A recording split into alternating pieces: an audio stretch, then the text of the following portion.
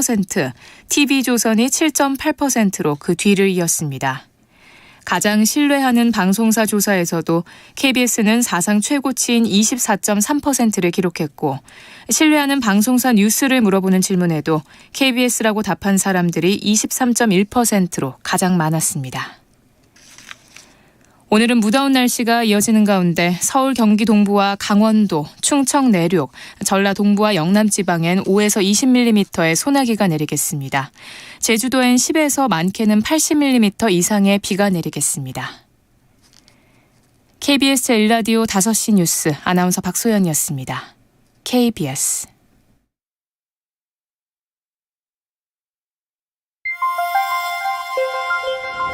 대한민국 중심 채널 KBS 1라디오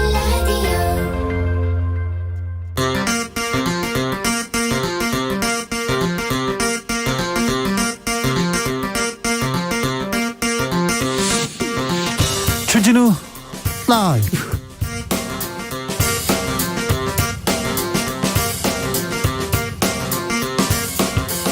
(2022년 7월 15일) 금요일입니다. 안녕하십니까, 주진우입니다. 또 떨어졌습니다. 대통령 지지율 반등 기미 보이지 않습니다. 보수의 텃밭인 대구 경북에서도 지지율 급락했습니다. 지지율 하락의 원인은 인사 논란, 비서 논란이 있는데요. 그중에서도 외가 육촌 유튜버 누나 코바나 컨텐츠 직원에 이어서 이번에 강릉 우사장 아들까지 대통령실을 채용됐다고 합니다. 그전에 황 사장 아들도 있었는데 비선 논란도 이어집니다. 김건희 여사 이야기도 계속 나오는데요. 팬클럽 건희사랑 논란의 중심에 있습니다. 김건희 여사 교류하지 않는다 선 그었는데요. 건희사랑 운영자 강신업 변호사와 어떻게 된 건지 이야기 들어보겠습니다. 박지원 전 국가정보원장이 출국 금지됐습니다. 대검이 고발했고요. 대검한테 국정원에서 고발을 했죠. 전 국정원장을. 고발 즉시 중앙지검에 이첩했고 다음날 수사팀 배당, 그리고 그제는 국정원 압수수색했습니다. 참고인 소환 조사에도 속도를 내고 있습니다. 모든 게 일주일 만에 이렇게 벌어지고 있는 일인데요. 검찰의 국정원 수사 어디로 가나요? 끝에는 누구를 향할까요? 박지원 전 국정원장과 짚어보겠습니다. 무건수행은 끝났다. 이재명 의원이 입을 열었습니다. 책임은 회피가 아니라 문제를 해결하는 것에 더 중점이 있어야 된다라고 밝혔습니다. 모레 당대표 출마 공식 선언했습니다.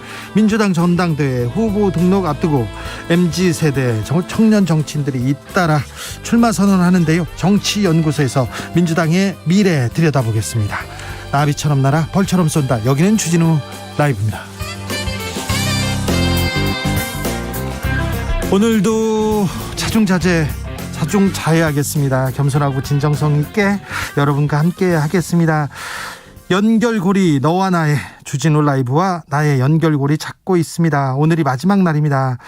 청취율 조사 기간이어가지고요. 다음 주 월요일까지 전화가 온답니다. 네, 연결고리를 더 많이 찾아야 하는데 오늘의 연결고리는 주진우 라이브의 바란다입니다.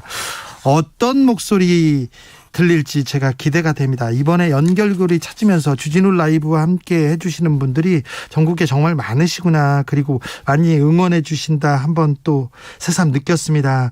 이분들의 뜻 잘 지켜야 될 텐데, 공정방송, 그리고 또 정의를 위한, 진실을 위한, 또 약자를 위한 방송 더 열심히 해야 되는데 하고 다짐합니다. 여러분의 목소리 귀담아 듣고 하루하루 더 나아지는 주진우 라이브 되겠습니다. 주라에 바라는 점 있으면 연결고리 이어가 주십시오.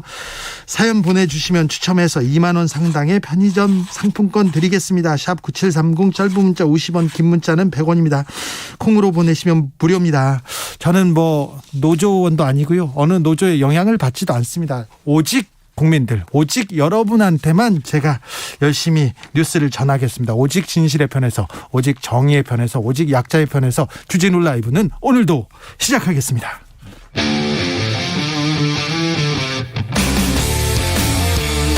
탐사보도 외길 인생 20년. 주 기자가 제일 싫어하는 것은?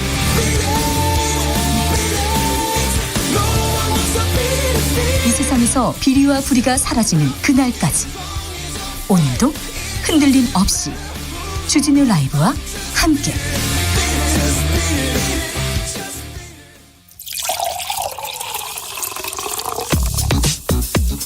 진짜 중요한 뉴스만 쭉 뽑아냈습니다. 주스 정상근 기자 어서 오세요. 네, 안녕하십니까. 보수 유튜버의 누나가 대통령실에 근무한다. 이걸 두고 권성동 원내대표가 대통령은 몰랐을 것이다. 인사 담당자의 실수였다. 이렇게 얘기했어요. 네, 국민의힘 권성동 원내대표는 오늘 BBS 라디오에 출연해서 문재인 전 대통령 사저 앞에서 욕설 시위를 펼친 극우 유튜버 안정권 씨의 누나가 대통령실 근무를 하고 있다라는 논란에 대해 대통령은 그 이름도 모르더라라면서 대통령실은 조직이 크고 선거에서 이어진 조직이기에 옥석을 완전히 구분해서 인사하기 어려운 사정이 있다라고 말했습니다. 그러면서 누가 인사를 담당했는지 모르겠지만 담당자가 잘 알지 못하고 안 씨 누나를 기용한 것 같다라면서 이 논란을 인사 담당자의 실수로 규정했습니다. 인사 담당자의 실수라고요. 대통령실 직원 실수라고요. 이 논란에 대해서 대통령실도 한마디 했어요. 네, 관련해서 대통령실은 이 불공정한 사적 채용이 없다는 점을 분명히 밝혀드린다라면서 모두 선거 캠프에서 활동했고 각자의 자리에서 헌신해 대선 승리에 공헌했다라고 말했습니다. 인사 실수다. 아니다. 불공정한 건 없었다. 불협화음이 계속됩니다. 그런데 말입니다. 윤석열 대통령 지인의 아들이 대통령실에 근무하고 있다. 이런 보도를 한 적이 있었는데 또 다른 지인입니다. 이번에는 우시라고요? 네, 오마이뉴스는 오늘 윤석열 대통령의 강원도 40년 지기 2명의 아들이 이 대통령실 시민사회 수석실에 근무하고 있다라고 보도했습니다. 강릉의 한 통신설비업체 대표 우모 씨의 30대 초반 아들, 그리고 동해에서 전기업체를 운영하는 황모 씨의 30대 중반 아들이 이 시민사회 수석실 행정요원 그리고 행정관으로 근무 중이다라는 겁니다. 이거 구멍가게도 아니고요. 이렇게 지인 찬스 아는 사람들 이렇게 계속 쓰면 되는 건가요? 능력만 본다면서요. 어떤 능력 때문에 어떻게 쓰고 있다 이런 얘기를 해야 되는데 지금 한두 번이 아니지 않습니까? 네, 이 황모 씨 아들의 경우 앞서 여러 차례 사적 채용 논란을 불러일으킨 바 있지만 그 우모 씨의 아들이 부서에서 근무하는 건 처음 확인된 일인데요. 이 외에도 김건희 여사가 운영하던 기업 코바나 콘텐츠 전직 직원 2명을 채용한 것을 필두로 지난 7일에는 윤석열 대통령의 외가 쪽 육촌 친족인 최아무개 씨가 이 대통령 부속실 산하 선임행정관으로 근무해서 논란이 되기도 했습니다. 지인의 아들이 사적 채용됐다 논란이 일자 대통령실에서는 대선 때 공언했다. 공정 채용이다 얘기합니다. 그런데 황 사장 아들, 우 사장 아들, 외가 육촌, 코바나 콘텐츠 직원 2명, 안정권 누나 어떤 능력으로 어떻게 이렇게 채용했는지에 대해서 구체적으로 좀 얘기를 해야 될 것 같습니다. 지인이긴 하지만 이런 사유가 있었다는 얘기를 하지 않으면 국민들이 납득하기 어려울 것 같습니다. 인사가 만사라는데 요즘은 인사가 참사라더라 이렇게 얘기한답니다. 자, 윤석열 정부 인사 면에서 공정의 늪에 빠지고 있다는 것도 조금 이번에 지지율이 떨어지는 큰 요인이라는 거 알고 계시죠? 권성동 원내대표 방송 관련돼서 얘기를 하는데 수위가 높습니다. 네, 어제 권성동 국민의힘 원내대표가 공영방송을 두고 언론노조가 장악했다라고 주장한 것을 필두로 네? 국민의힘의 총공세가 이어지고 있습니다. 그러네요. 권성동 원내대표는 오늘도 원내대책회의 모두 발언에서 당에서 만든 불공정 방송 모니터링 결과라는 책자를 꺼내들면서 이 문재인 정권에서 공영방송의 불공정 편파 보도 논란이 끊이지 않았다라며 이 정권 부역이라는 표현이 등장할 만큼 당시 여권인 민주당에 유리하게 보도를 했다라고 주장했습니다. 정권 부역이라고요? 해당 책자는 지난 3월 이 국민의힘 의원들이 주최한 토론회 자료집인데요. 대선 직후에 바로 나왔어요. 네, 공영방송사가 편파적이다라고 주장하면서도 이렇다 할 근거 자료가 없어서 인상비평이라는 지적을 받은 바 있습니다. 또한 국민의힘 과방위 간사로 내정된 박성중 의원은 KBS와 MBC가 민주노총에 완전히 장악된 노영방송이라는 정보가 차고 넘친다라고 주장을 했는데요. 그 근거로 양사의 언론노동자 상당수가 언론노조 소속이라는 점을 주장하기도 했습니다. 언론노조 소속이라고 해서 언론 노조에 민주노총의 영향을 받는 건 아닌데 지금 사실관계를 좀 파악하고 계신지 이 문제에 대해서는 조금 좀 논해 보겠습니다. 민주당에서는 강하게 비판합니다. 민주당 박홍근 원내대표는 오늘 여당은 원 구성 협상의 진정성을 보이기보다 방송 장악, 경찰 장악이라는 정부의 주문에만 충실하고 있다라고 비판했습니다. 박홍구 원내대표는 대부분의 장점에서 이견이 좁혀졌지만 이 국민의힘은 과학기술방송통신위원회에 대한 집착으로 최종 타결을 하지 못했다라면서 네.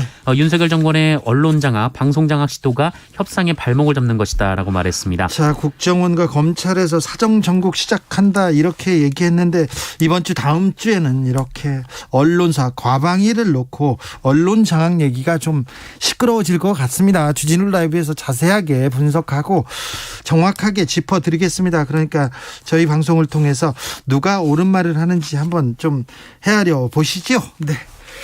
박지원 전 비대위원장 당대표 출마 요건이 안 된다고 하는데요. 출마 선언했습니다. 네, 민주당 박지원 전 비상대책위원장이 지도부의 출마 불허 결정에도 민주당 혁신에 도전하겠다며 당대표 출마 선언을 강행했습니다. 알겠습니다. 네, 알겠어요. 이준석 대표는 바깥에서 새 결집 나섰어요? 네, 이준석 대표는 오늘 오전 SNS에 이 밤 사이에 4,000명 정도가 만남 신청을 해주셨다라면서 20인 이상 신청해 주신 지자체부터 먼저 찾아뵙겠다며 활동 재개를 알렸습니다. 네, 이것도 알겠습니다.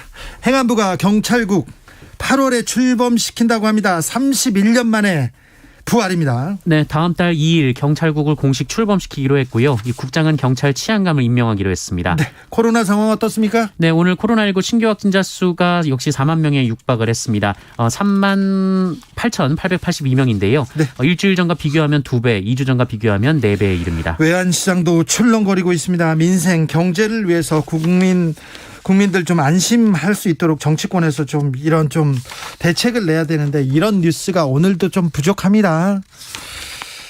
많이 부족합니다. 주스 정상근 기자 함께했습니다. 감사합니다. 고맙습니다. 주진우 라이브와 나의 연결고리 찾습니다. 마지막 시간입니다. 주진우 라이브에게 바란다. 0441님께서 바라는 건 오직 지금 그대로에 거기에 앉아서 지금 그대로 목소리만 들려주기만 해도 고맙겠습니다. 하트 뿅뿅뿅. 네. 감사합니다. 네.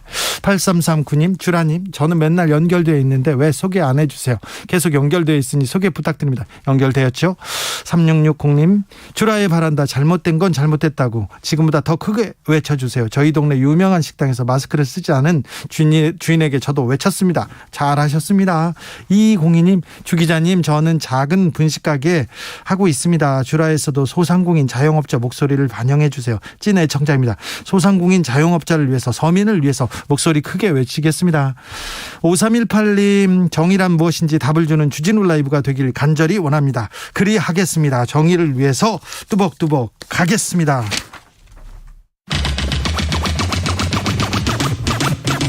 주진우 라이브.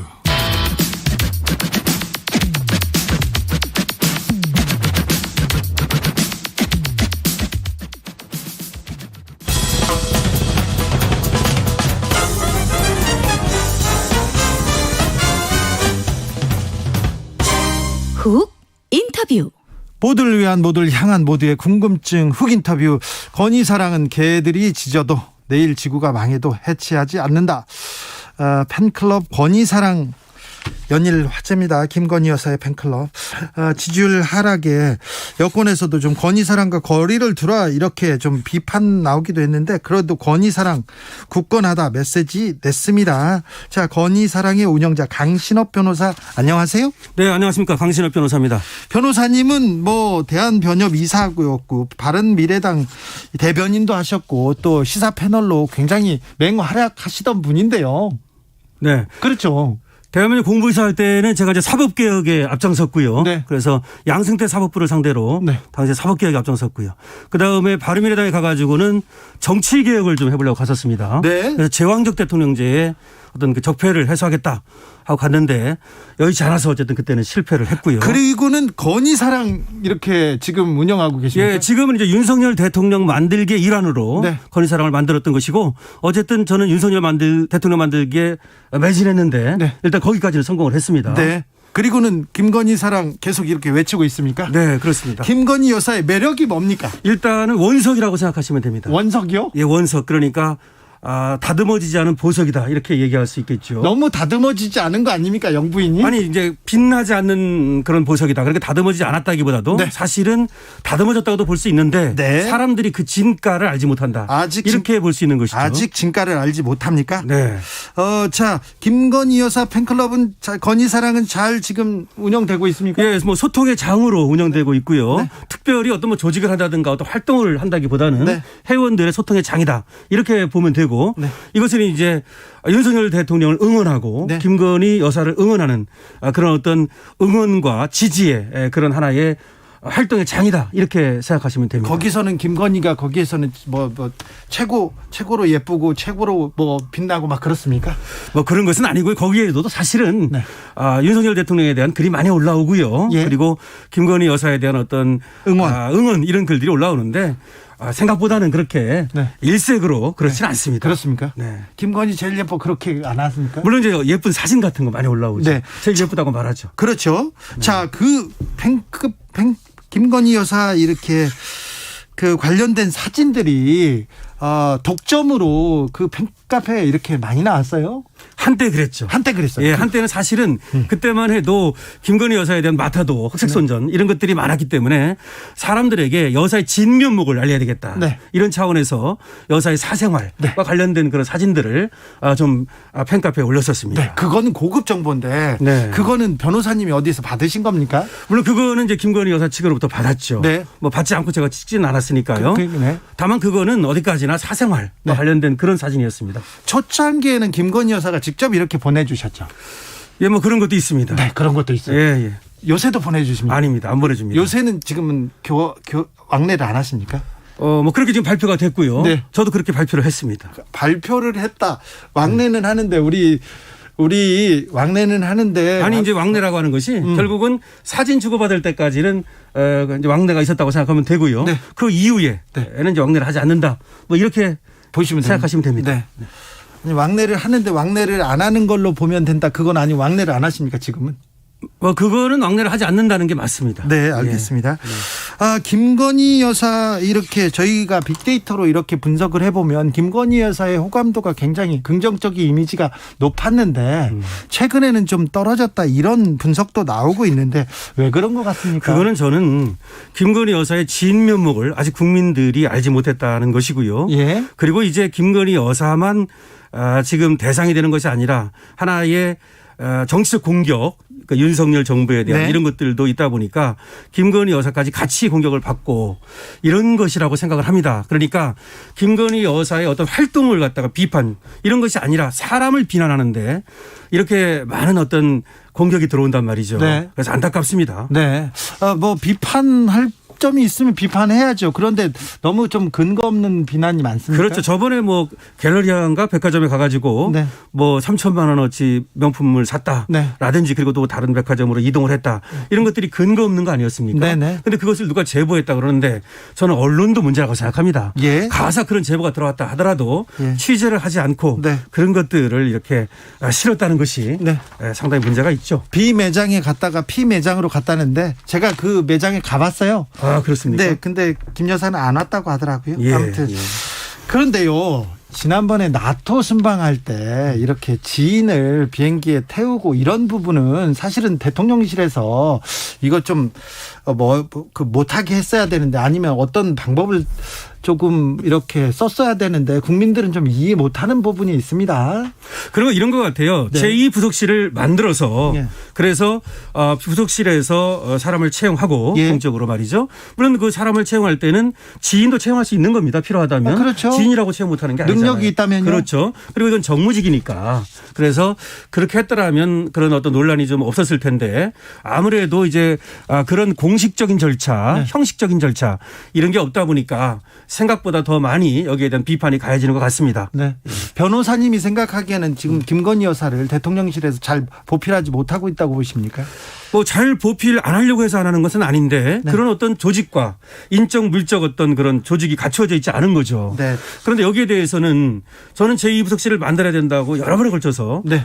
그렇게 얘기를 했습니다. 예, 제 예. 페이스북이라든지 글을 통해서 말이죠. 다른 분들도 지금 주장하는 분들이 그렇죠. 있어요. 왜냐하면 아무래도 제1외교관 역할 네. 그리고 또 제1야당 역할 예. 그리고 또 참모 역할 예. 이런 걸 하려면 그를 뒷받침하는 인적 물적 조직이 필요하고 또 이를 관리 견제해야 되니까 네. 반드시 제2부속실이 필요하다라는 생각을 갖고 있습니다. 변호사님이 보기에는 김건희 여사가 제1야당 역할, 제1대변인 역할을 할 정도로 김건희 여사가 충분히 훌륭합니까? 네, 충분히 훌륭합니다. 그걸 제가 보증할 수 있습니다. 왜냐하면 저도 사람 볼 줄 알고 네. 제가 변호사고 또 많은 사람들을 상대하고 또 정치적인 네, 네. 어떤 경험도 했고 네, 언론에서도 큰 역할을 그리고 하셨고요. 또 제가 방송에도 라디오와 많이 TV를 통해서 나오셨죠. 뭐 수차례 네. 나왔습니다. 네. 그런 관점에서 본다면 김건희 여사는 우리가 충분하게 이렇게 지지하고 또 관리해 준다면 우리나라를 위해서 국익과 국민을 위해서 충분히 훌륭한 역할을 할 수 있는 분입니다.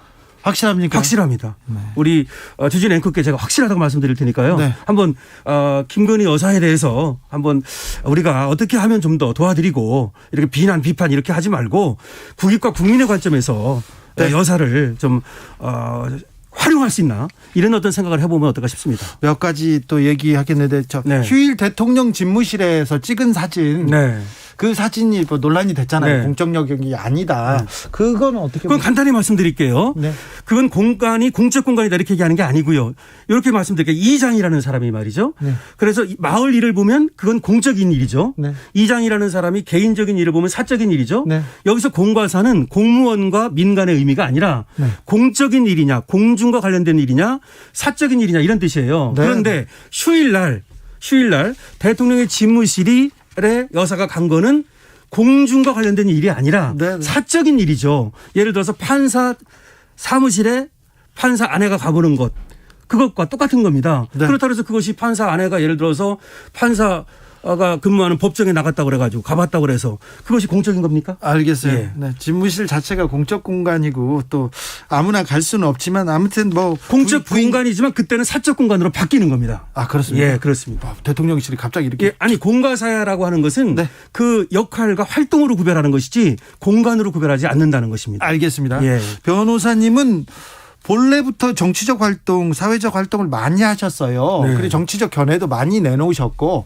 근데 건의사랑 운영자이기 때문에 한마디 하면 또 힘이 실리고요. 그래서 정치적 견해 좀 건의사랑 좀 자제해야 된다 이런 목소리 좀 있잖아요. 글쎄요, 저는 사실 그런 생각을 하고 얘기를 한 건 아닌데 저 개인으로도 네. 얼마든지 또 정치적 어떤 그렇죠. 실종과 활동도 네. 있었고 또 대한민국 대변인도 했고 그런데 저를 갖다가 이제 건의사랑 강신업 이렇게 얘기를 하다 보니까 네. 그런 얘기가 나오는 것 같고 예. 다만 그것은 어디까지나 개인적인 의견입니다. 알겠습니다. 아니 그것이 어떻게 김건희 여사의 의견과 섞이거나 또는 김건희 여사의 의견을 제가 반영하겠습니까?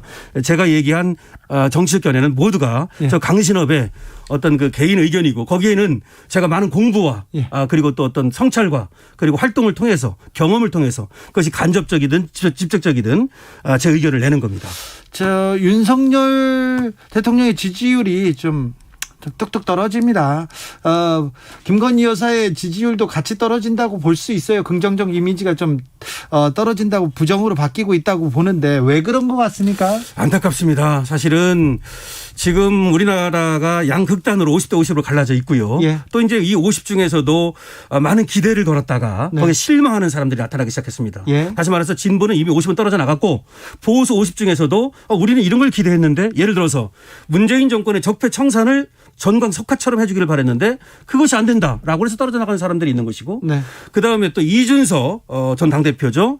물론 당대표인데 직무정지됐습니다마는 네. 또 이런 것들과 관련해 가지고서 또 이준석을 지지하는 측에서는 또 실망감을 표시할 수도 있는 것이고요. 예. 하여튼 여러 가지 요인이 있는데 물론 경제적 요인이 가장 큽니다. 그래서 지지율을 올리는 이유는 전광석화처럼 전 정권의 적폐를 청산할 것 그리고 정치의 목표는 오로지 민생이기 때문에 국민을 살리는 그런 경제라든지 국민을 살리는 정책이라든지 이런 것들을 집중적으로 빠른 시간 내에 네. 실행할 것 이렇게 하고 그리고 인사가 만사기 때문에 인사를 제대로 한다면 지지율은 다시 반등할 거라고 봅니다. 근데 인사에서 지금 비선 논란 계속 있고 커바나 컨텐츠 직원 계속 뭐 채용돼 있고 뭐 그런 얘기 나오잖아요. 그런데 그거는요. 제가 우리 국민 여러분께 말씀드리겠습니다. 물론 그것이 잘 됐다는 얘기는 아닙니다. 하지만 그건 작은 것입니다. 예를 들어서 뭐 안정권의 누나가 네. 뭐 청와대에 근무한다. 네. 그런데 안정권하고 누나를 결부시킬 필요는 없는 거예요. 연좌제가 없으니까. 다만 만약에 안정권 씨의 누나가 어떤 활동을 했다면 그거는 이제 문제 삼을 수 있습니다. 네, 네. 그래서 이제 사퇴한 것으로 네, 퇴직한 것으로 알고 있고요. 네. 그런데 우리가 좀 더 크게 본다면 어떤 대통령실이라고 하는 거에 정무직 공무원 네. 이거는 뭐 지인을 쓸 수도 있는 것이고 그 지인이 또 훌륭할 수도 있는 것이기 때문에 네. 지인을 썼다는 이유만으로는 비판은 안 된다. 알겠어요. 예, 이렇게 볼 수 있습니다.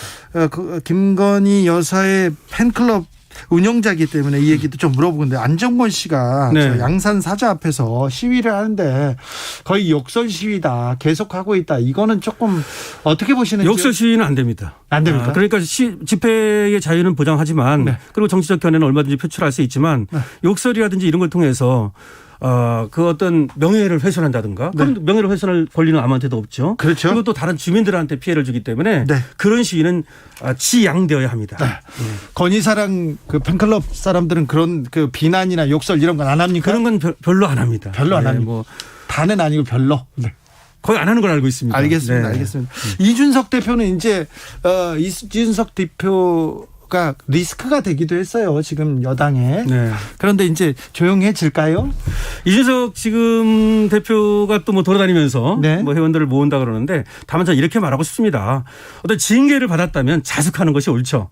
그리고 이준석 대표에 대한 어떤 지금 문제점은 뭐냐면 다른 어떤 것도 아닙니다. 정직성입니다. 임마누엘 칸트가 말하기를 네. 가장 중요한 정치 윤리는 정직이다. 이렇게 말했어요. 예. 내가 잘못이 있다면 이런 점은 제가 잘못했습니다. 고치겠습니다. 용서해 주십시오. 그러면 용서하고 넘어갈 수 있는 거지만 한 번도 자기의 잘못을 얘기하거나 사과한 적이 없어요. 계속해서 정치 공학적으로 그것을 벗어나려고 하는 이런 모습을 보이기 때문에 계속 그렇게 간다면 정치적 미래는 없다라고 저는 단언합니다. 알겠습니다.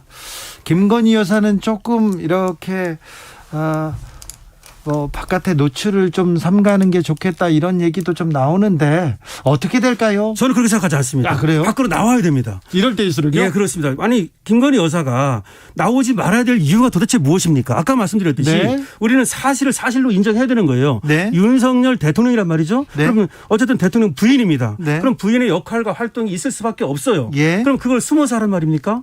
아니면 하지 말라는 말입니까? 오히려 공적으로 공개하고 네. 국민들이 모두 알게 함으로써 감시하고 지지하고 이런 것이 필요한 것이고 아까도 서두에 말씀드렸지만은 저는 제왕적 대통령제를 타파하는 것만이 진정한 정치개혁이라고 보고 있습니다. 네. 그런데 그 두 분이 지금 도어스태핑도 그렇고 오히려 국민께로 다가가면 다가갈수록 이런 제왕적 대통령제를 타파할 수 있다. 저는 이렇게 생각하기 때문에 나오셔야 된다. 그런데 그 나와가지고 하는 활동은 물론 제2부속실이라든지 어떤 그 공적인 그런 기구에 의해서 지지되고 관리되어야 된다. 네. 이렇게 말씀드리고 싶습니다. 대통령실에서 그러면 김건희 여사를 좀 더 지원하고 지지하고 또 뭘 좀 도와야 되겠네요. 저는 그렇게 생각합니다. 네. 그 여사의 이미지를 위해서도 조금 더 또 노력해야 될 것 같고요. 예, 그렇습니다. 지금 그런 노력은 조금 부족하죠. 글쎄요, 제2부속실은 이제 안 만든다고 그러는데 그러면 배우자 팀을 만든다 이렇게 얘기를 하는데 배우자 팀을 만들어줬는지도 잘 모르겠고 물론 이제 몇 사람이 이제 도와드리고 있다고 하는데요. 그러나 우리가 이렇지 않습니까? 공간이 또 의식을 지배한다는 말도 있고 그렇듯이 또 형식이 내용을 지배하듯이 네. 아무래도 공적인 기구를 만들어서 네. 인적 물적 조직을 갖추면 좀 더 확실하게 예. 관리되고 또 지지되겠죠. 알겠습니다. 건희사랑 운영자 강신업 변호사입니다. 팬카페 대표는 아니시죠? 팬카페 대표라고 할 수 있죠. 그렇죠. 건희사랑 팬카페의 회장이죠. 아, 예, 그렇습니까? 그렇습니다. 네. 강신업 변호사 이야기 들었습니다. 감사합니다. 네, 고맙습니다. 교통정보센터 다녀오겠습니다. 이승미 씨. 네, 이 시각 교통 상황입니다. 영동고속도로 강릉 방향으로 퇴근 정체 사고 여파까지 겹쳤습니다.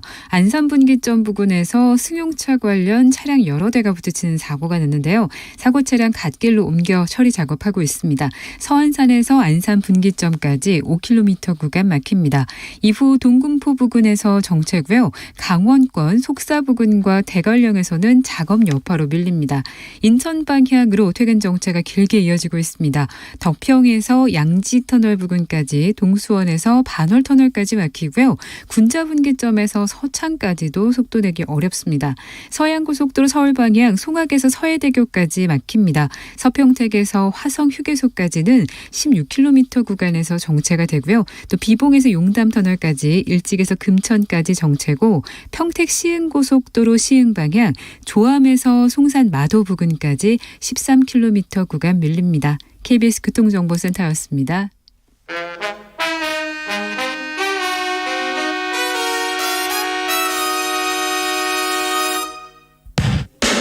주진우 라이브 돌발 퀴즈. 오늘의 돌발 퀴즈는 객관식으로 준비했습니다. 문제를 잘 듣고 보기와 정답을 정확히 적어 보내주세요. 강한 전파력을 지닌 BA.75 일명. 이것 변이가 국내에서 처음 발견된 것과 관련해 방역당국이 추가 조치는 검토하지 않는다고 밝혔습니다. 새 변이를 이것으로 장명한 건 방역보건 전문가가 아닌 SNS 트위터 이용자라는데요. 그리스 신화에 나오는 반인반수로 은하의 이름이기도 한 이것은 무엇일까요? 보기 드릴게요. 1번 켄타우로스, 2번 산타클로스. 다시 들려드릴게요. 1번 켄타우로스, 2번 산타클로스. 샵9730 짧은 문자 50원, 긴 문자는 100원입니다. 지금부터 정답 보내주시는 분들 중 추첨을 통해 햄버거 쿠폰 드리겠습니다. 주진우 라이브 돌발 퀴즈 월요일에 만나요.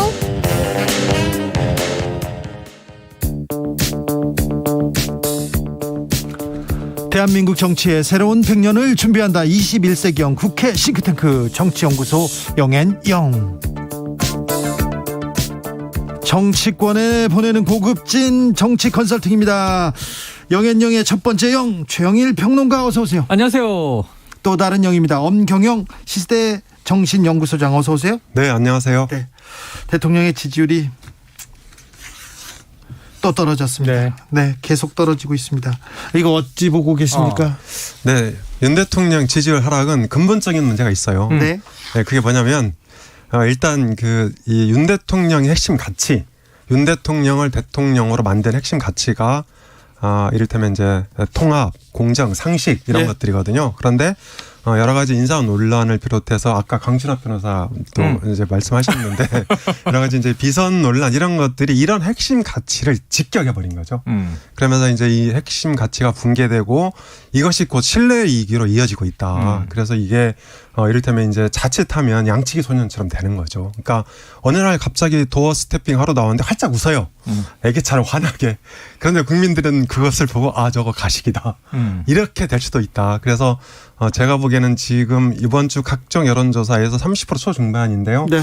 아마도 다음 주에는 30%가 붕괴되는 그런 여론조사 결과들이 나올 가능성이 크고요. 그리고 사실 30%는 보수 출신 대통령의 이를테면 네임더 기준입니다. 왜냐하면 정치 성향으로 볼 때 보수이남이 한 30% 되거든요. 진보가 네. 25% 되고 그리고 이제 전체 국민의 한 3분의 1 정도가 보수 대통령을 지지하는 콘크리트 지지층으로 볼 수 있거든요. 반면에 이제 진보는 대략 한 25%. 그러니까 뭐 네. 호남 인구가 좀 적고 이러니까 네. 그래서 이 30% 선이 무너지는 네임덕 사태에 직면하게 되면 국정 현안을 힘있게 추진하기 어렵다.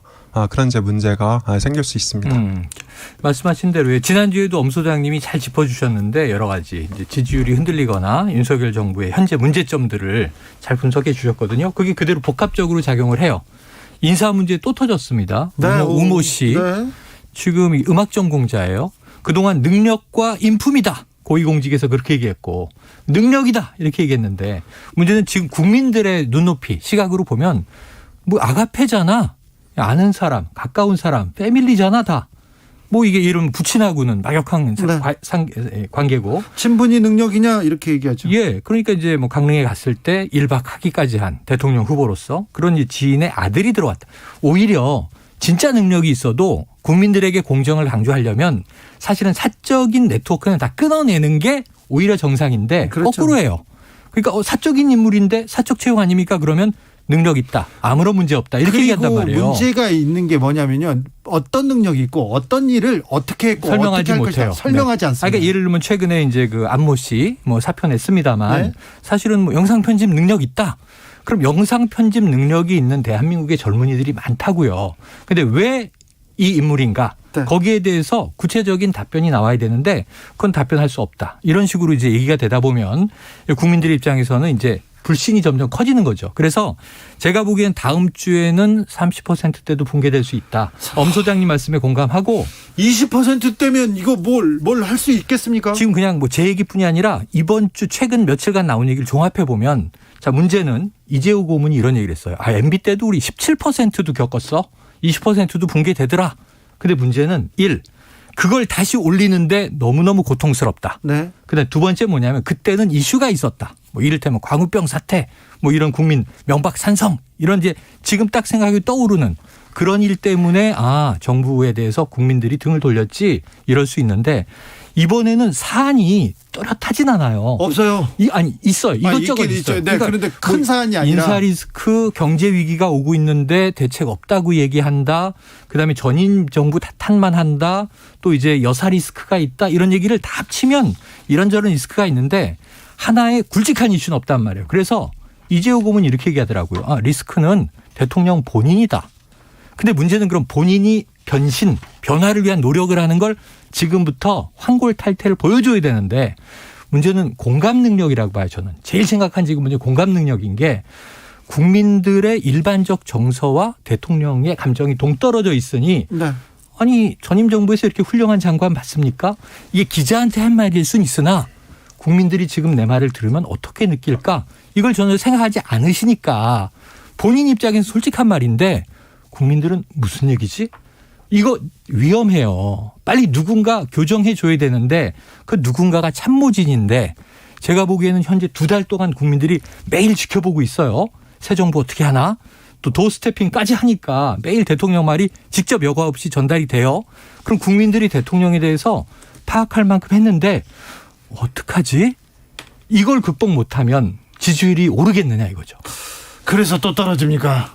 네, 이제 그런데 너무 또 그렇게 지지율 상승 가능성이 전혀 없다. 이렇게 또 평가하는 건 야박하죠. 이제 60일도 아직 안 됐는데. 그러니까 엄 소장님이 대통령실에 들어가야 된다니까요. 빨리 가세요. 그래서 이제 제 생각은 뭐 이렇습니다. 그러니까 사실 이제 지지율 하락의 가장 큰 원인 중에 하나가 윤 대통령의 권위적인 말과 행동이거든요. 태도. 그래서 이걸 좀 바꾸는 게 급전무다. 사실 문재인 대통령 지지율 굉장히 높았잖아요. 그리고 이제 박근혜 대통령도 이 국정농단 발생하기 전까지는 거의 40%를 유지했거든요. 근데 그게 왜 그런지 아세요? 언더독 현상이 있었어요. 그러니까 조금 이제 불쌍해 보이는 동정 여론. 예. 그러니까 이제 문재인 대통령도 되게 소탈하고 또 뭔가 좀 동네 아저씨 같고 이런 그런 부분도 있고 또 박근혜 전 대통령도 굴곡진 현대사를 온몸으로 여인의 몸으로 받아낸 거잖아요. 그래서 이제 그런 언더독 전략이 실제 능력이라든지 뭐가 있어서 그렇다기보다는 그런 이미지 때문에 지지율이 유지됐다. 그래서 저는 윤석열 대통령도 그런 점에서 말과 행동을 좀 바꾸고 그리고 이제 진정성 같은 게 필요하죠. 예를 들어서 김건희 여사가 소록도에 가면 한센마을 있어요. 저 옛날에 가본 적이 있는데 거기 가서 예를 들어서 한 달 정도 봉사활동을 한다든지 이런 식으로 해서 진정성을 좀 회복을 하고 신뢰 위기를 극복을 하면 저는 충분히 반등도 가능하다 이렇게 생각을 합니다. 그리고 국민을 위해서도 반등해야죠. 네. 대통령실이 지금 대통령을 보좌를 잘하고 있는지 인사 검증을 잘하고 있는지 능력을 보여주고 있는지 이 부분에 대해서도 의문이 좀 있습니다. 그래서 아까 제가 대통령은 결국 인간이고 인간은 자신이 살아온 과정에서 형성이 되는데 그게 하루아침에 바뀌겠냐고요. 근데 그것을 바꿔내는 예를 들면 우리가 연예인만 해도 정말 평범하던 젊은이가 어느 날 슈퍼스타가 됐다. 네. 노래를 잘해서 댄스를 잘 춰서 그러면 거기에 엔터테인먼트가 붙으면요. 혹독한 트레이닝 과정을 거쳐서 아이돌로 만들어내지 않습니까? 우리가 그 과정에 동정도 생기죠. 야, 하루에 뭐 10시간씩 연습하고 사생활이 없구나. 뭐 이런 얘기도 하고 그런 얘기도 흘러나오기도 해요. 기사로. 근데 저는 대통령의 문제가 아니라 대통령 자리에 있으면 참모들이 그러니까 사실 윤석열 대통령 후보 당시에 지금 대통령 처음 해본다는 얘기도 나왔습니다만 다 처음 해보잖아요. 근데 이분은 대통령 처음이 문제가 아니라 정치 신인이었잖아요. 네. 정치 입문한 지 1년 만에 대통령이 된 인물이 대한민국에 없었어요. 네. 기존의 대통령들은 다 처음 해보지만 뭐 의회 활동을 10년 했던 20년 했던 야당 투사였던 그게 뭐라 그랬냐면 국민들이 보기엔 허점이 많은데도 준비된 대통령입니다. 근데 이번엔 준비된이란 말이 없어요. 그럼 국민들이 그때 뭘 봤는지 아세요? 왜 국민의힘에 들어갔겠어요? 내가 민주당에 들어갈 수는 없지 않습니까? 이런 얘기도 했는데 왜냐하면 민주당과 척졌으니까 문재인 정부 타도를 외치면서 대권 주자로 급부상했으니까 야당에 들어간 게 맞지만 국민들이 보기에는 야당 지지자들도 그러니까 이제 보수 지지자들도 자 그래도 국민의힘이 뭐 탄핵까지 당하고 몰락했었지만 집권 해본 정당 아니야? 그럼 정치 신인을 대통령으로 만들어 놓으면 집권 당도 책임을 지겠지. 그래서 지금 뭐 여사 공적 팀 이런 거 그걸 대통령이 만들려고 하겠습니까? 집권 여당에서 자 이건 공식 수행팀이 필요합니다. 이 부속실은 철폐하기로 공약을 하셨으니 여사 관리팀이라고 해서 4명 조직 만들고 발표하시죠. 네. 이게 뭐 어려운 거냐고요. 그걸 왜 국민의힘이 못 풀어요. 그래서 저는 국민의힘 책임이 절반이다. 근데 지금 당내 권력 투쟁하고 있고 네. 누가 대통령과 가까우냐 뭐 만찬을 했냐 오찬을 했냐 만났냐 안 만났냐 이런 공놀이를 하고 있고요.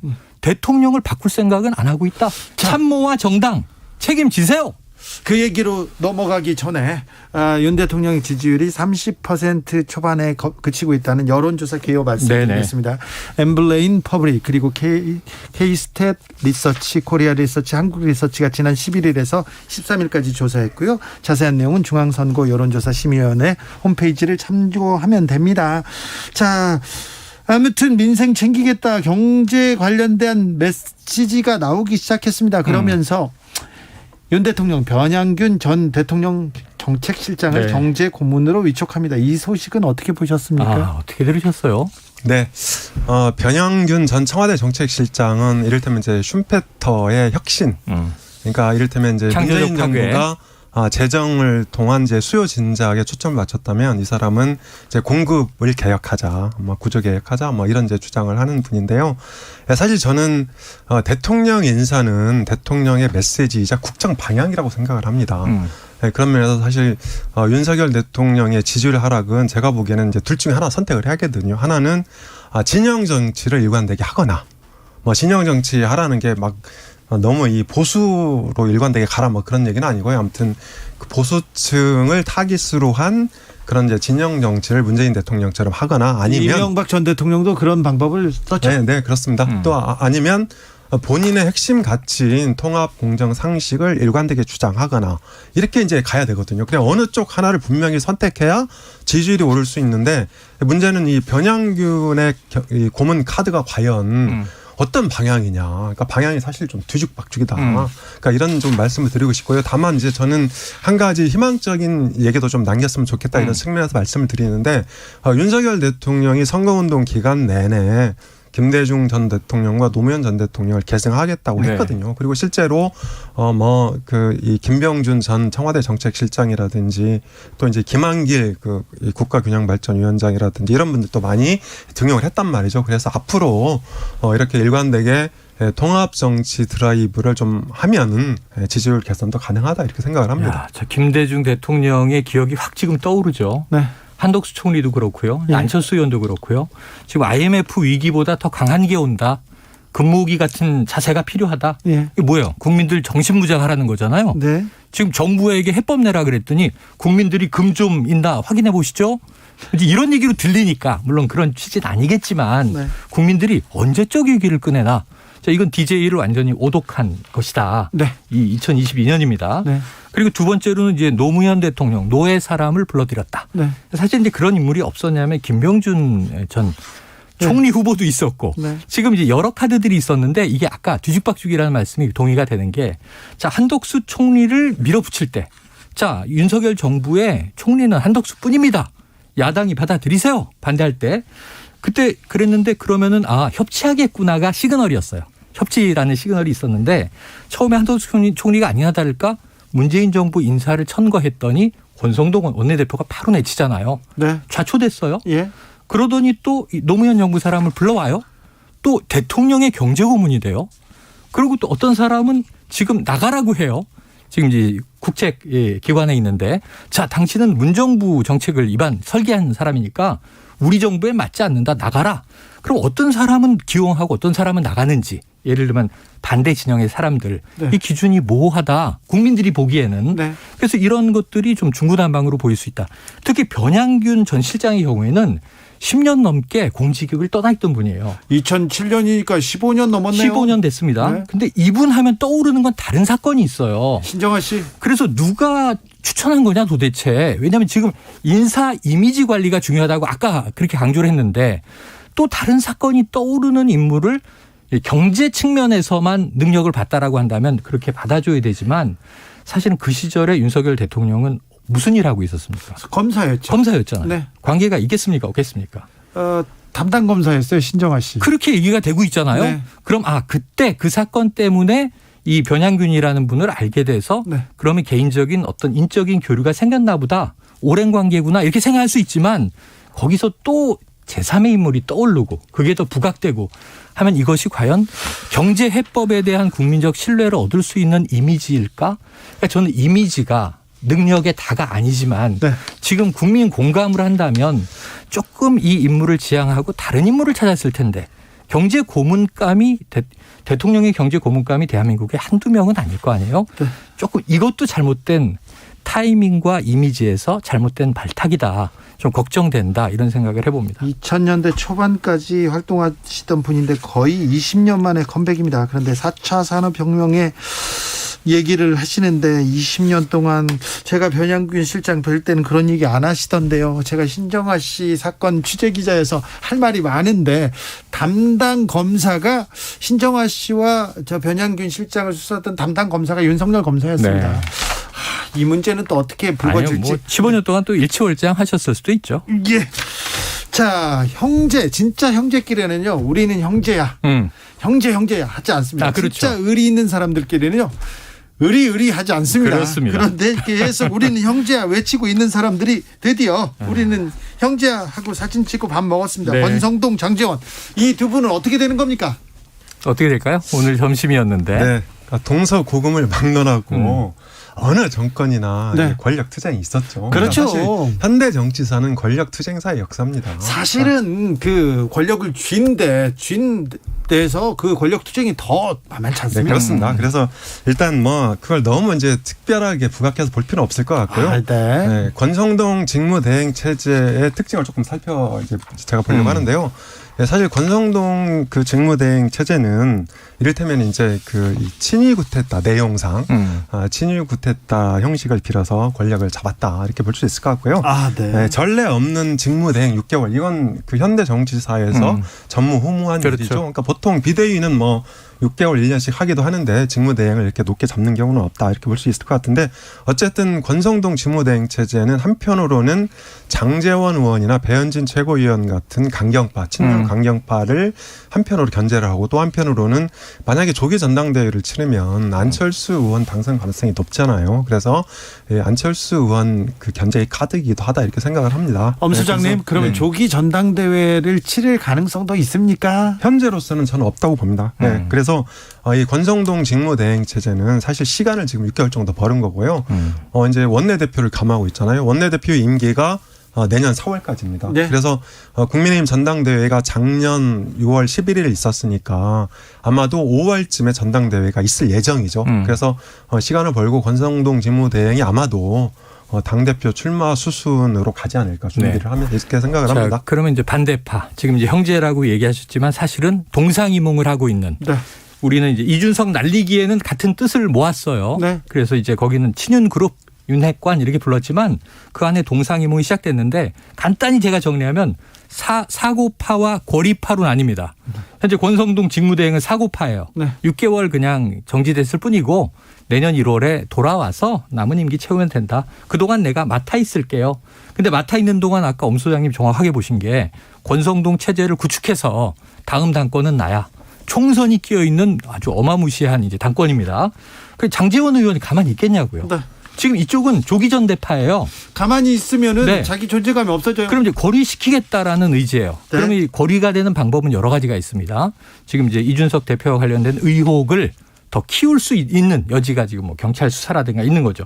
유상범 의원하고 최영도 의원 그냥 공개돼 버린 마이크 켜서 공개돼 버린 얘기에 오롯이 담겨 있어요. 그래서 저는 조기 전대파가 당분간은 지켜본다. 방관한다. 권성동 이 직대가 어떻게 하나 보자.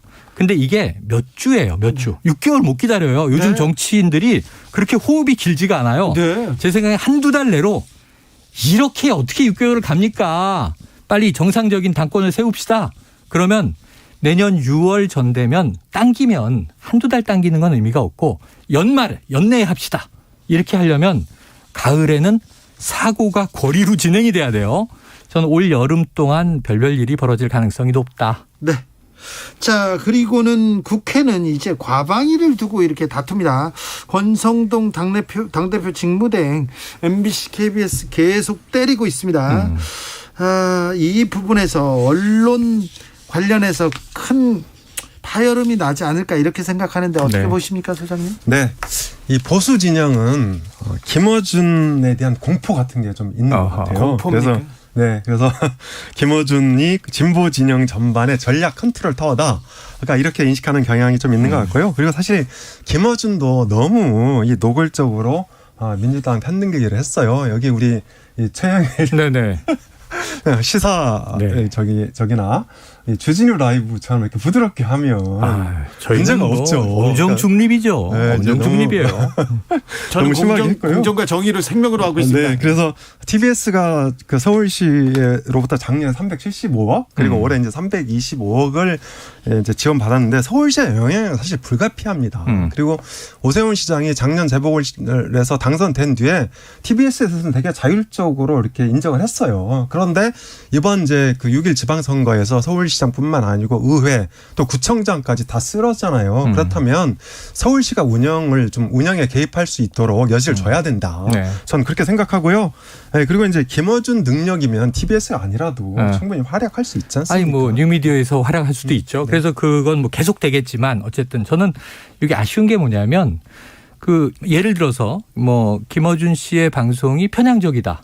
그럼 또 다른 편향도 있어요. 네. 그러니까 전체 미디어 생태계 스펙트럼을 보면 좀 좌적인 방송도 있고 우적인 방송도 있고 그래야 재밌지. 지상파는 좀 중립과 균형을 지키더라도 그래서 그러한 특성들을 내버려두고 보면서 받아들이는 게 대범한 건데 보수 시장이 되더라도 진보 산하 방송이 있을 수 있고 또 진보 대통령이 되더라도 보수 종편이 막 이제 정부 비판할 수 있고 다만 그게 팩트에 근거한 언론의 영역이라면 사실 지금 더한 건 뉴미디어는 통제도 안 되고 유튜브들은 심각하잖아요. 정편도 그렇고요. 네. 그런데 김어준 밉다고 이렇게 예산을 다 깎아버리면 예산을 다 방송사 깎아버리면 하나가 흔들리게 방송사는 한다면. 어떻게 합니까? 네. 이거는 자, 그래서 또 다른 언론 탄압 아닙니까? 그래서 이제 전 이렇게 생각합니다. 어쨌든 그러니까 사회적 대타협이 필요하고요. 그렇죠. 그러니까 그러니까 최악의 경우 현행법을 개정을 해서 광고를 가능하게 하고 또 이 독립을 완전히 쟁취하는 네. 그런 방법도 있을 거라고 생각합니다. 짧게 한마디 붙이면은 방송 장악이 아니라고 강하게 주장하고 노조가 장악했다라고 얘기할 때 그게 거칠게 접근하고 싸우면 방송 장악 될 것도 안 돼요. 그래서 저는 안 된다고 봅니다. 최영일, 염경영 두 분 감사합니다. 고맙습니다. 감사합니다. 네.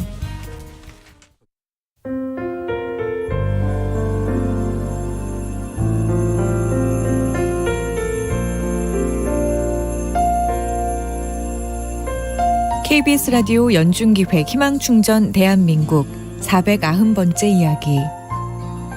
안녕하세요. 아나운서 이현주입니다. 고3 수험생 도일이는 하교 후 독서실에 가는 친구들을 부러운 눈길로 바라봅니다. 연달아서 암 진단을 받고 항암 치료를 받고 있는 부모님을 간호하려면 곧장 집에 달려가야 하기 때문입니다. 아픈 부모님을 보살피는 건 하나밖에 없는 아들 도일이의 몫인데요. 베트남 출신의 엄마는 남편과 도일이 말곤 의지할 곳이 없어서 답답합니다. 연신 눈물을 흘리면서 도일이에게 미안하다는 말만 반복하고 있는데요. 오히려 도일이는 속상해하는 엄마의 손을 꼭 잡아주면서 말합니다. 아빠, 엄마랑 함께할 수 있는 지금 이 순간이 정말 행복해요.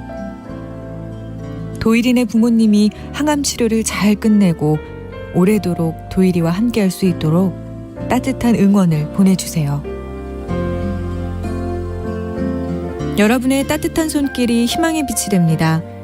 ARS 060-700-1580 060-700-1580 한 통화 3,000원으로 희망을 선물해 주세요.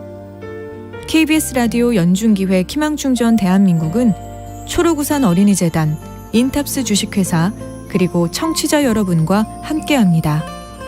ARS 060-700-1580 한 통화 3,000원입니다.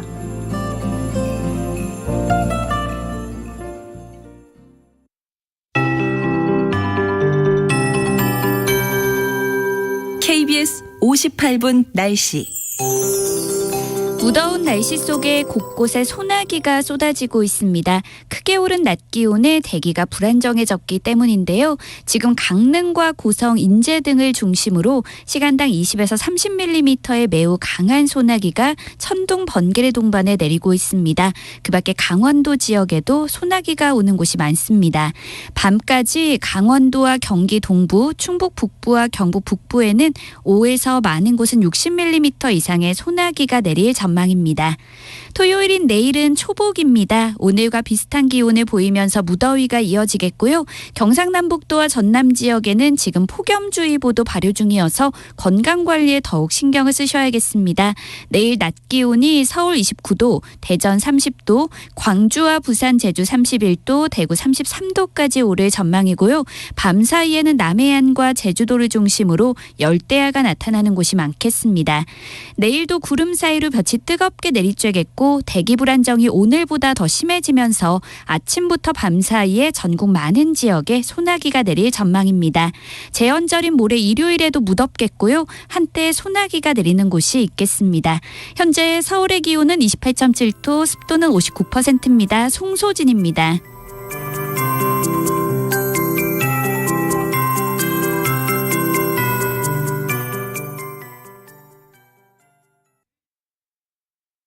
정성을 다하는 국민의 방송 KBS가 6시를 알려드립니다. AM 711kHz, FM 97.3MHz, KBS 1라디오입니다. HLKA.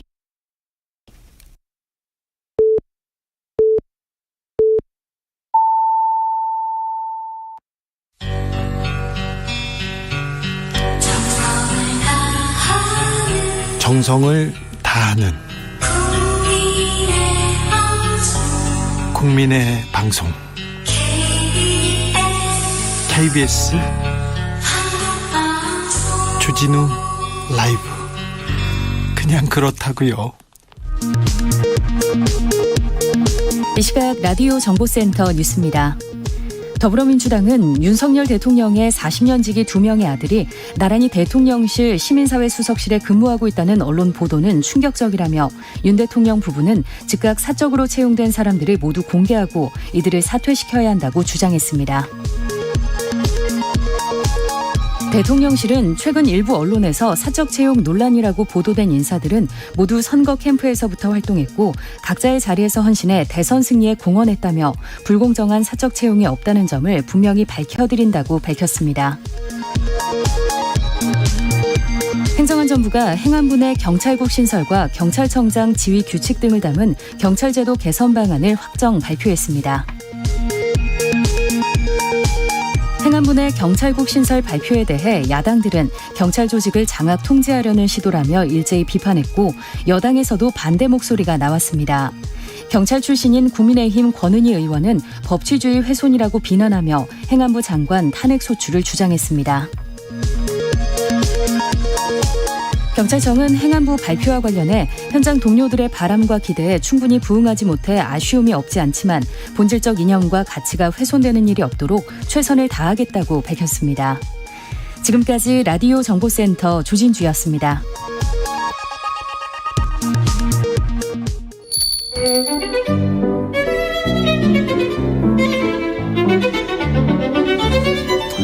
어서 오십시오. 고품격 정치 토크의 세계로 여러분을 초대합니다. 구성급 정치 맛집 메인 셰프 소개합니다. 깨어있는 지성, 15,000보 영원한 현역, 전 실장, 전 장관, 박지원 전 국정원장 모셨습니다. 어서 오세요. 안녕하세요. 네. 출금 박지원 선생 모셨습니다. 출국 금지 당하셨어요? 그 한두 번 당했어요. 네, 그렇습니다. 그래도 오랜만에 당하시잖아요. 저는요. 네. 진짜 검찰총장 출신 대통령이 예. 이 정부에서도 이렇게 인권과 법치를 무시하는 정권 처음 봤습니다. 아, 그래요? 예. 제가 출국 금지 당했는데 네. 국정원에서 고발할 때도 네. 저 조사하지도 않고 전화 한마디도 없었고 네. 또 계속 언론 플레이를 해서 처음에는 첫째 첩보를 삭제했다. 네. 두 번째 청와대 아니요 보고서를 삭제했다. 네. 청와대 지시를 받고 삭제했다. 이제 어제 그제는 제 비서실장을 네. 지시해서 했다고 하더니 오늘은 출국 금지예요. 예. 아니 국정원이 고발하고 검찰이 수사하고 압수수색을 했으면은 네. 당연히 출국 금지 할 거 아니에요. 예. 너 떨고 있니? 네. 천만의 말이에요. 아, 그렇습니다. 저는요. 네. 사실 김대중 대통령 말기 비서실장을 하면서 네. 모든 사람들이 말기 비서실장은 위험하니까 미국으로 가라 해서 저는 제 민간 여권을 기한 연장을 하지 않고 파기해버렸습니다. 그래요? 왜? 그런 짓 하면 되겠어요? 예. 그런데 지금 절을 한 것은 좋아요. 아니 뒷북을 쳐도 이건 뭐 유분수지. 지금 문재인 정부 이 사건에 관계된 사람들이 네. 고발되고 나서 한 사람도 출국한 사람 없어요. 그래요? 저도 나갈 생각 전혀 없어요. 예. 그런데 이렇게 파렴치하게 문재인 정부를 규탄하는 이유가 나변에 있는지 저는 요즘 코로나 굉장히 다시 늘어나는데 이것도 문재인 정부 잘못이다 하고 내일 아침 좀 본변이 발표할 것 같아요. 알겠습니다. 저 서해 피격 사건도 그렇고요. 강제 북송 사건도 그렇고 연일 북 관련된 정보들이 쏟아집니다. 사진도 나오고 계속 그러는데 어찌 왜 이런 일이 계속 되는 걸까요? 우상호 민주당 비대위원장이 말씀하셨듯이 문재인 전 대통령한테 향하는 것 같아요. 네. 그래서 우선 두 국정원장을 문제 삼아서 예. 보수를 단결시키고 예. 진보를 분리시킨단 말이에요. 네. 그리고 문재인 정부는 용공정부다. 친북 정권이다. 이렇게 하려고 하지만은 박지원도 그러한 일을 하지 않았지만은 서해 소위 어부 납북 사건, 네. 월북 사건도 네. 송환 사건도 당시 16명을 죽인 폭탄들을 어떻게 우리나라에서 데리고 있을 수 있느냐라고 해서 국민의힘 정보위원장도 당대표를 지내신 분부터 끔찍한 놈들 잘 보냈다. 그랬습니까 그때는? 그때는 옳고 네. 지금은 틀렸어요. 북한에서 문제를 일으키고 끔찍한 일을 저지르면 한국으로 이렇게 넘어왔어도 이렇게 북으로 보낸 사례가 있었죠. 박근혜 정부에도 굉장히 많더라고요. 그러니까요. 자기들은 괜찮고 문재인 정부는 틀렸고. 네. 이게 뭐예요 도대체. 자, 근데 문재인 정부는 틀렸다 이렇게 계속 얘기하고 싶은지는 모르는데 노예 남자 그리고 문재인 전 대통령 그 정부에도 도움을 주었던 변양균 전 정책실장을 경제 고문으로 또 이렇게 모셨습니다. 이건 어떻게 보십니까? 저는 지금 정면으로 윤석열 정부하고 싸웁니다. 예.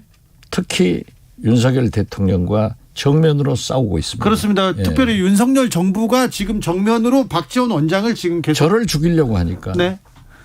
저는 싸웁니다. 네. 두 눈 똑바로 뜨고 두 발로 서서 죽더라도 죽지 무릎 꿇고 눈 감고 죽지는 않습니다. 네. 예. 그런데 저는 그 문제는 잘했다고 생각합니다. 아, 그래요? 예. 변양균 예.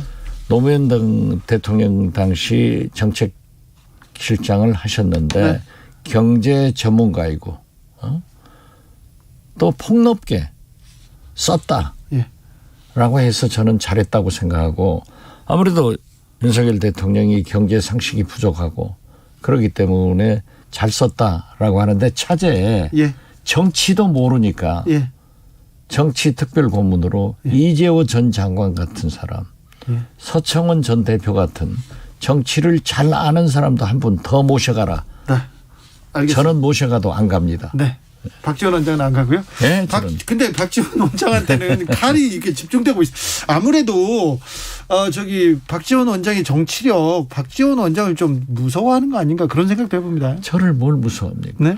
대통령 잘 뽑아서 나이 5월 달까지는 2살 내려줬는데 지금 6월 달 지나니까 저는 1살 내려줬어요. 네. 제 나이가 80살입니다.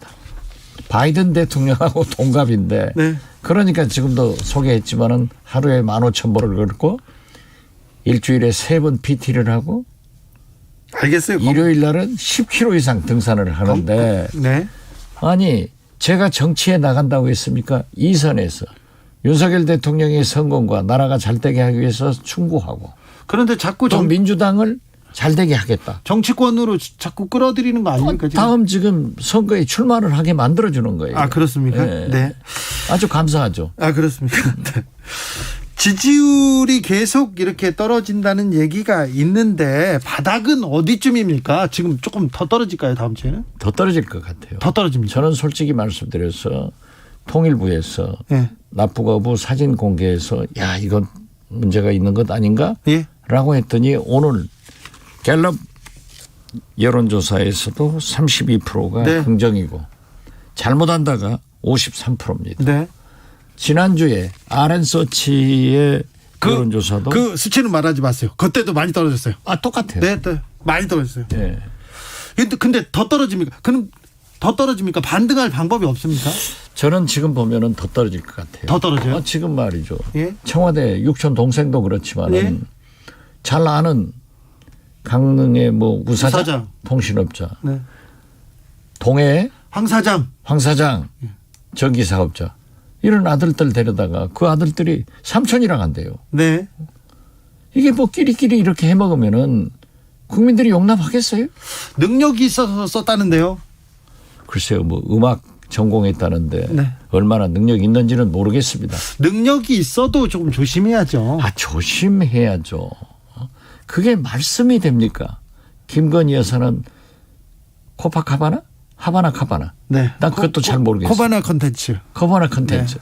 여기에서 또 사람들을 데려다 쓰고 네. 저는 본래 그렇게 얘기했어요. 사실 비서는 편한 사람을 씁니다. 네. 한두 명 쓰는 것은 좋은데 도도처처에 자기 측근들 검사하고 이런 끼리끼리 해서 하면은 이게 되겠어요? 네, 알겠습니다. 자, 문화관광부 장관을 역임하셨습니다. 그래서 좀 여쭤보겠습니다. 네. 네, 여쭤보겠습니다. 과방위를 두고 지금 국회에서 지금 충돌하고 있는데 과방위 그리고 또 언론에 대해서 권성동 원내대표를 비롯해서 포문을 열기 시작했습니다. 이 언론 장악 얘기가 나올 것 같습니다. 자, 과거부터 제가 원내대표를 3번 한 사람입니다. 네. 김영삼 대통령이 3번 하고 네. 박지원이 3번 한 했어요. 거예요. 네. 그런데 과거부터 법사위원장은 야당이 차지하고 예. 법사위원장을 A당이 차지했으면 네. 여당이건 야당이건 과방위원장은 반대당이 차지합니다. 네. 이렇게 했어요. 예. 그러니까 민주당에서 법사위원장을 국민의힘에다 양보를 했으면은 과방위는 묻들 말고 민주당에 주어야 되는 거예요. 아, 그래요? 이것이 관행이에요. 예. 이 박홍근 원내대표나 그 원내대표실 좀 당직자들이 그걸 좀 뽑아봤으면 나올 거예요. 예. 그래가지고 권성동 원내대표한테 하나 보내주죠 뭐.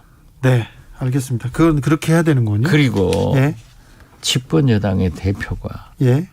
언론을 KBS, MBC를 노조가 잘했다 잘못했다 그걸 떠나서 어떻게 그런 막말로 간섭을 합니까? 네. 이건 있을 수 없어요. 민주주의를 포기하는 거예요. 민주주의 포기 이렇게 그렇죠. 엄중한 일입니까? 박정희 전두환 이래 예. 이런 일은 없었어요. 알겠습니다. 네, 알겠습니다. 방금 그 원장님께서 말씀하시는 여론조사는요. 한국갤럽이 지난 12일에서 14일 동안 국정수행 능력 평가를 했습니다. 윤 대통령은 32%를 긍정 반응을 기록했는데요. 자세한 내용은 중앙선거 여론조사 심의위원회 홈페이지를 참조하시면 됩니다. 사면은 8.15 사면을 위해서 좀 속도를 내고 있는 것 같습니다. 저는 과감하게 하기를 바랍니다. 과감하게 어떻게 해야 됩니까? 새로운 대통령이 취임했으니까 과거를 한번 청산하고 네. 여러 사람들한테 그래서 기회를 주는 것이 좋다. 이재용 부회장, 이명박 전 대통령 다 할 것 같습니다. 해야 됩니다. 그리고 또 어디까지 해야 저는 됩니까? 문재인 정부에서도 네. 이재용 부회장, 박근혜 대통령, 이명박 대통령 다 하자고 주장을 했습니다. 네. 예. 김경수. 그런데 네. 우리 주진희 기자는 반대할 저는 거예요. 반대했죠. 예. 네, 저는 반대. 반대도 자유예요. 네. 그 저처럼 하자고 하는 것도 네. 제 의견이에요. 네, 저는 반대합니다. 일단 어디까지 해야 됩니까? 김경수 전 지사도 해야 됩니다. 김경수 지사도 하고 정경심 교수도 정경심 교수도 하고 저는 과감하게 하는 것이 가장 좋다. 이렇게 생각합니다. 그런데 이명박 전 대통령하고 이재용 부회장은 할 것 같습니다. 경제인도 대거 사면할 것 같은데 나머지는 잘 모르겠습니다. 하셔야죠. 해야 됩니까? 예. 네. 알겠습니다. 저는 반대합니다. 원장님은 네 하라고 합니다. 자, 용서를 통해서 국민 통합으로 가야 됩니다. 근데 그래야 경제와 물가를 극복하고 국민의 협력을 얻을 수 있습니다. 김대중 대통령이 다 용서와 화해를 외치면서 노태우 전 대통령, 전두환 전 대통령 이렇게 사면했는데 사과도 안 하고 반성도 안 하고 그냥 가버렸지 않느냐 그런 얘기도 있잖아요. 그분들이 역사적 평가와 국민적 평가가 얼마나 잔혹하게 내렸습니까? 예. 그분들이 사망했을 때 우리나라 언론이 우리 국민의 반응이 어땠습니까? 네. 또 그런 또 역사의 평가가 또 있군요. 그렇죠. 알겠습니다.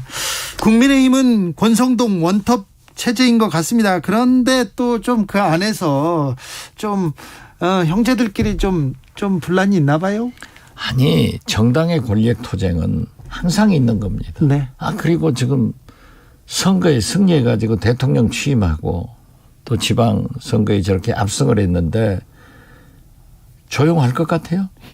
서로 싸우는 거예요. 원래 그렇습니까? 원래 그렇죠. 네. 그 싸움이 더 치열하죠. 그러니까 콩가루 집안이죠. 그래요. 야당은 그렇게 싸우지만은 네. 집권 여당은 지금 현재 대통령을 도와서 국회를 정상화하고 경제 물가를 잡으려고 노력을 해야지 눈만 뜨면 박지원 잡으려고 하니까 잘 안 되는 거예요. 근데 그 노력이 좀 부족한 것 같습니다. 물가를 잡으려고 경제를 잡으려고 대통령을 위해서 뛰려고 이런 생각 안 하는 것 같아요. 아니 글쎄 그러니까 지금 현재 국민의힘도 지지도가 떨어지잖아요. 네. 예, 그리고 국민들이 저거 콩가루 집안이다. 네. 이렇게 알겠습니다. 생각하는 거 아니에요. 네. 물가 안 잡고 박지원 잡으려고 그래서 지금 국민의힘이 저렇게 되고 있는 거죠. 그렇죠. 알겠습니다.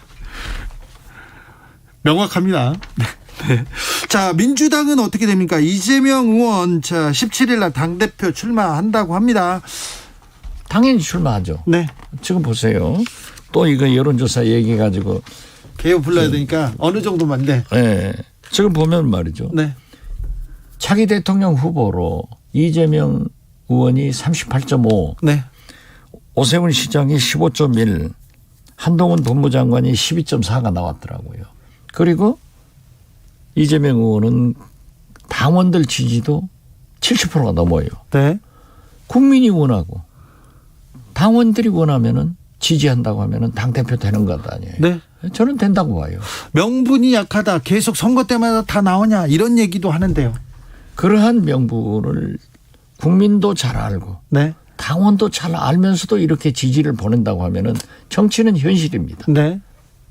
저는 97세대 4명도 또 우리 서른 의원이나 김민석 의원도 단일화해가지고 한번 세게 붙어보고 네.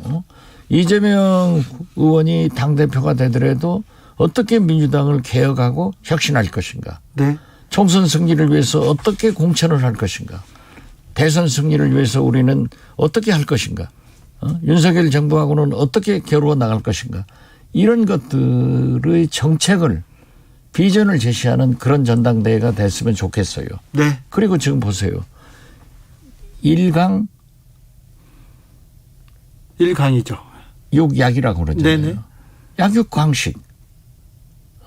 약한 사람이 6명이 붙으면 합치면은 한 사람 잡을 수 있어요? 약육강식이 있는데. 네. 약육강식이 여기서 또 이렇게 통하네요. 그러니까 선거는 알겠어요. 해봐야 돼요. 알겠습니다. 네.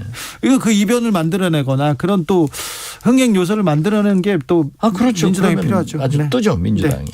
RN서치가 뉴스핌 의뢰로 지난 9일에서 10일 전국 만 18세 이상 남녀 1,045명 대상으로 조사했습니다. 38.5% 차기 지도자로 이재명 의원을 뽑았습니다. 자세한 내용은 중앙선거 여론조사 심의위원회 홈페이지를 참조하시면 됩니다. 제가 그 여론조사 얘기하면은 네. 그렇게 또 설명을 제가 해야 되니까 설명해야 시간은 가고 네. 그러니까 제 출연료는 더 많아지네요. 네, 그런 건 아니고 제 속이 탑니다. 자, 김대중 대통령이 처음에는 국가적 어려움을 하나씩 둘씩 풀어갔습니다. 국민들한테 호소하고 눈물도 보이기도 하고 그때는 대통령을 따라서 이 IMF 경제 위기를 넘었습니다. 네. 넘었습니다. 그때는 국민들이 전폭적으로 지지해줬고 또 대통령이 어렵지만 나를 믿고 따라주면 내가 IMF 졸업하겠다고 했는데 약속 지키셨어요. 네, 그렇죠. 그때는 괜찮았는데 나중에 정권 말기에 이제 지지율이 떨어졌습니다. 그렇죠. 아들 문제도 있었고요. 뭐 그리고 언론의 집중 포화가 있었습니다. 북한도 안 도와줬고요. 그런데 그때 지지율이 떨어졌을 때 지지율을 이렇게 좀 헤쳐나와서 그 정권 연장에도 성공했지 않습니까? 그렇죠. 어떻게 벗어났습니까? 그 늪에서. 지금 윤석열 대통령께서 나는 대선 때도 지지율에 연연하지 않았고 지금도 연연하지 않고 국민만 보고 간다. 예. 대통령이 국민만 보고 가야지 그럼 뭐 타인을 보고 가나요? 그렇죠. 그건 선거 때는 1등 했으니까 그렇겠죠. 예. 지금은 이게 굉장히 위기입니다. 네. 이것은 집권 말에 나오는 얘기예요. 예. 현상이에요. 그렇죠. 물론 김대중 대통령도 역대 대통령들도 집권 말에 얼마나 많은 고초를 겪었습니까? 예. 대통령은 24시간 365일 나라와 국민을 생각해서 일한단 말이에요. 네. 그런데 TV를 켜면은 왕왕왕왕 밤낮 잘못한다고 비난하고 신문을 보면은 시커멓게 잘못한다고 쓰니까 네. 사실 대통령 자신도 굉장히 어렵죠. 네. 그렇지만은 그것을 이끌면서 국민들에게 끝까지 호소를 하고 예. 그러한 노력의 결과로 김대중 대통령이 정권 재창출에 성공했죠. 네. 나는 지금도 윤석열 대통령께서 지금 현재 내가 2달 됐다 네. 이렇게 하시지 말고 예. 내 집권이 끝나는구나 라는 각오로 국민을 설득하고 모범적으로 인사를 하고 도어 스태핑도 조심하고 김건희 여사도 공적 관리를 하고 사장하지 말고 경제 물가로 가야 그러면 성공한다고 생각합니다. 예. 그럴 좀 이제는 조금 그 국민의 무서움을 좀 엄중함을 또 받아들이고 계시겠죠. 그러리라고 봐요. 네. 지금 보면요. 오늘 아침 세계 전 외신에 보면은 바이든 대통령이 오늘 공포를 언어 영광이라고 읽었어요. 예. 그건 잘못 읽을 수도 있어요. 네. 또 바이든 대통령이 문재인 대통령, 윤석열 대통령을 그렇게 불렀다가 다시 윤석열 대통령 얘기했잖아요. 예. 제가 하는 것은 다 괜찮아요. 네. 대통령의 말씀과 대통령의 언어는 이게 문제가 되는 거라. 그렇죠. 그래서 세계적으로 이렇게 문제가 되잖아요. 네. 그래서 저는 윤석열 대통령도 제발 좀 이런 것 좀 조심했으면 좋겠다. 알겠습니다. 제발 좀 조심하시라고. 나경원 의원 말씀 재밌잖아요. 네. 대통령은 지금 공부하는 것이 아니다. 네. 잘 새겨 들어야 돼요. 그렇죠. 아니 나경원 의원도 얼마나 화나겠어요. 네. 자기는 취임식도 못 갔는데. 네. 뭐 좀 유튜브 그 양반은 취임식 갔다 가니까. 네. 이런 것이 도도처처에서 나오는 거예요. 그렇죠. 네. 행정안전부가 비대진 경찰 권한을 견제하겠다, 통제하겠다 이러면서 경찰국을 신설하기로 했습니다. 그건 말도 안 되는 소리예요. 말이 안 됩니까? 그렇죠. 31년 전 내무부에서 네. 경찰이 독립해 가지고 지금까지 어떻게 됐든 자체적으로 정치적 중립을 위해서 굉장히 노력해 왔어요. 이제 와서 다시 31년 전으로 행안부로 가지고 와서 경찰국 만들어 가지고 행안부 장관이 다 좌지우지하겠다? 이건 문제가 되는 거예요. 이 지지도 잘 생각해야 돼요. 네.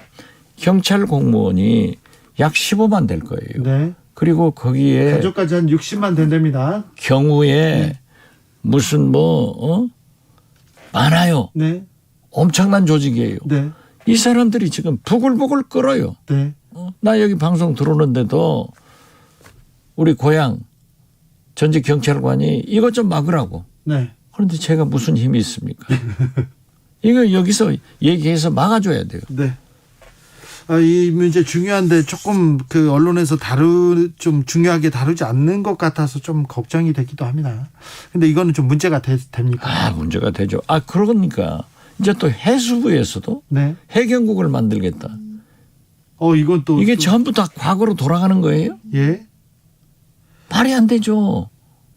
이 부분에 대해서는 또 국민의 우려가 큰데 아까 저 차기 후보에 대해서 잠깐 얘기했는데 정권 초기에 누가 다음 대통령이 됩니까? 이런 여론조사가 많지만 큰 의미는 없었다 이렇게 보이는데 정권 초기에 없었어요. 네.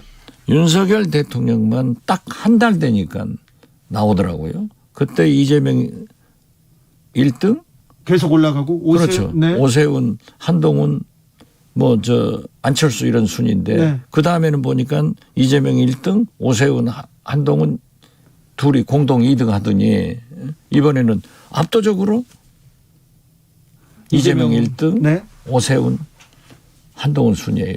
이런 적이 없어요. 세계 어디에 대통령 취임한 지 한 달 만에 2달 됐는데 차기 대통령 후보 누가 되냐 선호도 조사는 여론조사 기관도 재미있고 나는 이 자체가 굉장히 윤석열 대통령이 얼마나 바닥을 헤매고 있는가를 웅변으로 증명하는 일이다 그렇게 봐요. 그러니까요. 이것도 좀 놀라운 일이에요. 그렇죠. 대통령실에서 지금 이 엄중한 상황을 잘 좀 파악하고 있겠죠. 그러니까요. 동아일보 안순덕이죠? 김순덕 대기자. 김순덕 대기자. 네. 대통령실장 나가라고 그랬잖아요. 네. 좀 못할 거면 나가라. 그전에도 허태열. 네. 박근혜 대통령 비서실장도 5개월 만에 나갔고 수석 4명이 갈렸어요. 예. 저는 그렇게 봅니다. 지금 인사색 김순덕 대기자가 지적한 대로 저는 반드시 인적 개편이 가까운 시일 내에 필요하다. 그렇게 해서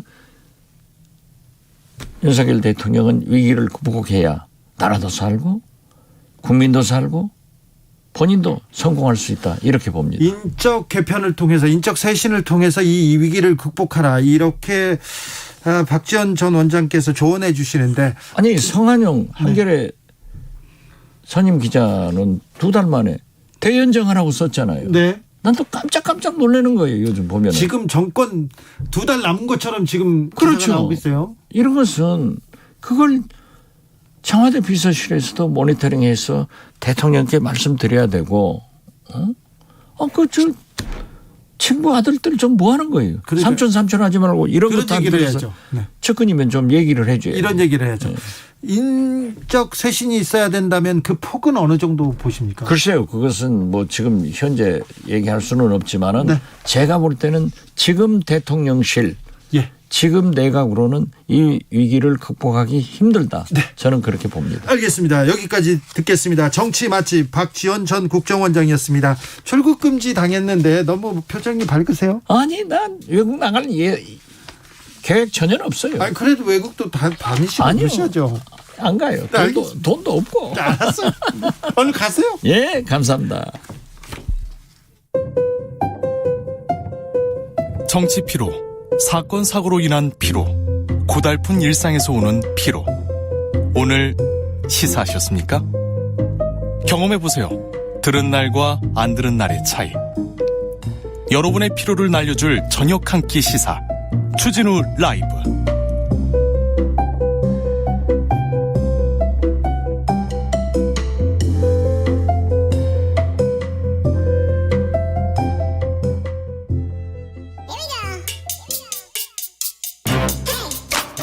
뉴스를 향한 진지한 고민, 기자들의 수다. 라이브 기자실을 찾은 오늘의 기자는 미디어오늘 정철훈 기자입니다. 어서 오세요. 안녕하세요. 오늘은 어떤 이야기 가볼까요? 요새 이제 뉴스 읽는 분들이 네. 이렇게 조중동 같은 보수 신문에서 네. 이 윤석열 정부를 강하게 비판하는 게 되게 신기하다. 신기하죠. 전에 없던 일이잖아요. 이걸 어떻게 해석해야 되냐 이렇게 고민하시는 물어보죠. 분도 계시고 하는데 이게 사실 보수층의 어떤 불안을 지면으로 반영하고 있다라는 생각이 드는데 이렇게 하다가는 정권 넘어가 이렇게 벌써 불안하다는 네, 건가요? 그러니까 쉽게 말하면 이제 비선, 예. 탄핵에 대한 어떤 트라우마가 있다는 건데요. 네. 이러다가 진짜 큰일 난다. 그 점이 지금 이 보수 신문의 지면에서 드러나고 있는 게 아닌가 생각을 하는데요. 자, 그 안으로 들어가 보겠습니다. 네, 사실 지금 비판을 요약하면 이 친윤 검찰 출신 인사가 너무 많다. 그리고 약식 기자회견 발언 논란만 자초하고 있고 김건희 여사 행보는 아무 도움이 되지도 않는다. 뭐 이런 주장으로 요약할 수 있는데 사실 떠올려 보면 박근혜 정부 때도 이런 보수 신문의 비판이 있었는데 현재 윤석열 정부가 이 박근혜 정부와 좀 닮은 꼴이 좀 있습니다. 네. 하나는 이제 인사 참사인데요. 네. 아시겠지만 2014년에 이 안대희 문창극 국무총리 후보자 잇따른 낙마가 있었습니다. 그런데 지금 생각해보면 안대희 문창국 국무총리 후보자는 지금 장관 후보자들이나 다른 분보다 훨씬 훌륭했다. 이런 또 얘기도 나와요. 지금과 비교해보면. 당시 이제 중앙일보가 이 인사 참사를 두고 한국 대통령은 총리 파동으로 나라가 들썩여도 구중 궁궐에 혼자 앉아있다. 이런 비판을 했었고요. 네. 같은 날 동아일보 사설 제목은 박 대통령의 인사 실패 해명에 내 탓이 없다. 요거였는데 네. 뭔가 이제 기시감이 들죠. 네. 그리고 동아일보가 이 무렵에 이 박근혜 정부에선 대통령 수첩에 올라있는 인재풀이 워낙 좁아서 앞으로 낙하산 인사를 계속할 수밖에 없으니 양해를 구한다고 고백하는 게 차라리 나았을 거다. 이렇게 아주 강하게 비판하기도 했었고. 따끔하네요. 예, 그럼에도 이듬해 황교안 국무총리를 임명합니다. 박근혜 예. 정부에서. 그러니까 조선일보는 이 경제 전문가를 총리 후보로 골랐어야 한다. 라면서 대놓고 또 비판하기도 했습니다. 예. 이런 장면들이 현 정부 인사에 대한 이 조중동 비판 논조와 좀 유사하다고 볼 수 있는데 네. 지나친 검찰 편향 인사 여기에 대한 비판 지금 계속 나오고 있죠. 예. 그리고 조선일보 같은 경우도 보면 이 총무비서관, 부속실장까지 모두 검찰 출신을 기용한 전례가 없다. 이거는 윤석열 정부 인사는 추천부터 검증까지 검찰 출신이 다 좌우하는 구조다. 끼리끼리 모이면 무엇이 잘못됐는지 모를 수 있다. 이런 비판을 조선일보가 하고 있고요. 중앙일보 같은 경우는 세상에는 검사 말고도 유능한 사람이 많다. 이런 비판을 하고 있습니다. 그런데 검사들은 유능함을 전혀 보이지 못하고 있습니다. 검사 출신 대통령실 인사들은 말입니다. 그러니까 박근혜 정부 때는 인사가 종잡을 수 없었는데 윤석열 정부에서는 오히려 너무 예상이 된다는 거죠. 예. 가장 중요한 어떤 공통점은 비선 논란인데 이 최보식 당시 조선일보 선임 기자가 이 정윤의 비선 실세 논란으로 이제 시끄럽던 2014년 12월에 칼럼에 이렇게 씁니다. 이 청와대에는 황관들이 설쳐되고 국무위원은 모두 받아 적는 데만 급급하다 여기는 게 이 세상의 민심이다. 검찰 수사에서 찌라시로 결론이 나도 국민 불신은 해소되지 않는다. 정말 중요한 것은 국민이 어떻게 믿느냐다. 이렇게 직언을 했는데 환관들 얘기하고 국무위원들 받아 적는 데만 급급하다. 그때는 그래서 정치권에 적자 생존 이런 말이 또 많았어요. 직원하면 죽고 적기만 하면 산다 이런 얘기가 그 당시에는 좀 있었습니다. 그러니까 결국 어떻게 보면 경고 신호를 보냈던 건데 이거를 제대로 받아들이지 못해서 국정농단까지 이어졌다는 지적도 할 수 있겠죠. 예. 그래서 지금 최근 측면을 보면 이제 중앙일보가 최근에 이런 주장을 합니다. 검사 시절 최순실 국정농단 수사를 지휘하며 비선 시비가 이 정권의 치명적인 암덩어리임을 절감했을 윤 대통령이 왜 부인을 둘러싼 논란에 감싸기로 일관하며 비선 시비를 자초하고 있는지 알 수 없다. 이렇게 강하게 비판하고 있는 상황입니다. 보수 언론에서도 이해가 안 된다 이렇게 얘기합니다. 예, 그리고 아까 이제 전 국정원장께서 말씀하셨지만 김순덕 동아일보 대기자도 이 나토 방문에 이제 대통령 인사비서관 부인이 동행한 사실이 있지 않았습니까? 네. 최근에 이 부분에 대해서 대통령실에서 자원봉사였다는 식의 해명을 하자 이 김순덕 대기자가 그런 식이면 박 전 대통령 때 박근혜 때 비선 실세 최서원도 오랜 인연으로 자원봉사한 거다. 뭐 이렇게 주장을 하기도 했습니다. 네. 그러면서 2024년까지 여소야대 국회인데 최악의 경우 대통령 탄핵을 시도할 수 있다. 이렇게 우려를 합니다. 매우 지금 보수 진영에서 우려가 심각하군요. 예, 결국 이제 김대중 조선일보 주필까지 나서서 이분 아직도 활동하면서 또 나섰어요? 네, 아직도 주필이신데 이분이 1990년대 초반부터 조선일보 주필인데 지금 30년 넘게 주필입니다. 참 이분 오래 가시네요. 네, 저도 이렇게 길게 가고 싶은데 그래요? 가늘고 길게 오래 가야죠. 네네, 그건 몰랐네. 또 네, 네. 길게 가세요. 네, 윤 대통령은 더 이상 대통령을 즐길 시간도 취해 있을 여유도 없다. 이렇게 김대중 주필이 충고를 하기도 했습니다. 네. 그래서 지금 박근혜, 윤석열 이 두 대통령의 차이 얼마나 보수신문의 지적을 수용할 수 있느냐에 좀 달린 것 같기도 합니다. 그래서 최근 윤석열 정부 비판 기사들을 보면 탄핵을 언급하는 댓글을 이제 쉽게 볼 수 있는데요. 설령 탄핵이 되지 않더라도 지금 정부 모습이면 5년 내내 아무것도 할 수 없다. 이런 불안이 현재 보수 진영을 엄습했다라고 평가할 수 있을 것 같습니다. 이런 상황이면 내후년에 있는 총선에서 참패할 거고 그 다음에는 미래가 보이지 않는다 이런 얘기가 계속 나옵니다. 보수 언론에서 말입니다. 다음으로 만나볼 이야기는요. 네, 지금 권성동 국민의힘 원내대표 발언이 계속 언론계에선 뜨거운 감정. 언론계에선 가장 뜨거운 화제가 권성동입니다. 네, KBS, MBC가 이 민주노총 산하 언론노조에 의해 좌지우지 되는 곳이라고 말을 했는데 예? 제가 어제 언론노조 위원장을 만났습니다. 네. 그래서 권성동 원내대표가 이렇게 말씀하시던데 어떻게 생각하세요? 라고 여쭤보니까 정말 한번 좌지우지 해보고 싶다. 그런 말씀하셨습니다. 누군지도 잘 몰라요. 네. 그리고 기자들이 언론노조나 언론노조 그리고 그 회사 노조에 대해서 관심을 두거나 영향을 받는다 이런 사람들은 거의 없을 텐데요. 없죠. 네, 맞습니다. 단언컨대 없을 거리요? 네, 그러니까 이 부분 관련해서 언론노조 쪽에서 이런 비판을 했는데, 네. 그러니까 지금 노조에서 과거에 활동했던 분들이 지금 이제 공영방송 경영진이니까 이 언론노조에 좌지우지 된다 이런 논리인데. 그렇게 논리가 예. 단순합니까? 그러니까 지금 경영진이 언론노조 출신이다 그 논리입니다. 네. 근데 이런 식이면 이 한국노총 출신의 이정식 노동부 장관이 이제 발표하는 노동정책의 책임은 한국노총에 있는 거냐. 그렇죠. 이런 주장도 가능하고요. 그렇죠. 지금 한국노총이 지금 좌지우지한다 이렇게 얘기할 수도 있네요. 그렇죠. 그리고 검찰 출신 윤석열 대통령 치하에서 이 물가가 치솟고 경제난이 벌어지는 거는 검찰 책임인가? 이런 네. 주장도 가능한 거죠. 그러네요. 그러니까 이런 지금 여당의 인식이 허무맹랑하다. 이게 언론노조의 입장이고요. 그리고 이제 권성동 원내대표가 우리는 방송을 장악할 생각도 없고 능력도 없다라고 했는데 사실 이거는 이명박 박근혜 정부 시절에 이제 해고도 많이 됐고 징계도 많이 받았는데 이 언론 탄압에 맞서 싸웠던 언론인들을 사실 모욕하는 발언에 가깝다고 볼 수 있습니다. 예. 그래서 지금 언론노조 쪽에서도 국민의힘은 사실 방송 장악에 있어서는 전과 집단이다 이런 비판도 나오고 있는 상황인데요. 지금 국민의힘이 문재인 정부에서 임명한 한상혁 방통위원장 사퇴를 압박하고 있고 감사원이 지금 방통위 상대로 감사를 하고 있는데 이런 국면들이 사실 이명박 정부에서 이뤄졌던 이 방송 장악 흐름과 대단히 유사합니다. 그러다가 방송국 내부에서 뭐 고소 고발이 있거나 그러면 검찰이 개입해서 긴급 체포하고 재판을 받습니다. 근데 무죄가 나더라도 이렇게 사장을 쫓아냈던 기억이 아스라이 이렇게 들립니다. 저희는 마이크를 잡다가 방송을 하다가 그날 정권의 비판적인 얘기를 했다고 그날 잘렸어요. 그냥 전화 와서 국정원에서 전화 와가지고 자르란다 그 얘기를 서슴없이 했었어요. 근데 그런 일들이 다 증거로 남아있잖아요. 그렇죠. 그리고 그때 이명박 국정원 때 이제 주진우 기자의 경우는 사찰했던 그 문건이 나오기도 했고요. 예. 그런 일들이 얼마 전에 있었습니다. 맞습니다. 그런데 그런 역사가 그런 과거가 되풀이되지 않을까 봐 굉장히 걱정인데 언론계에서는 지금 저 국민의힘에서도 물러서지 않습니다.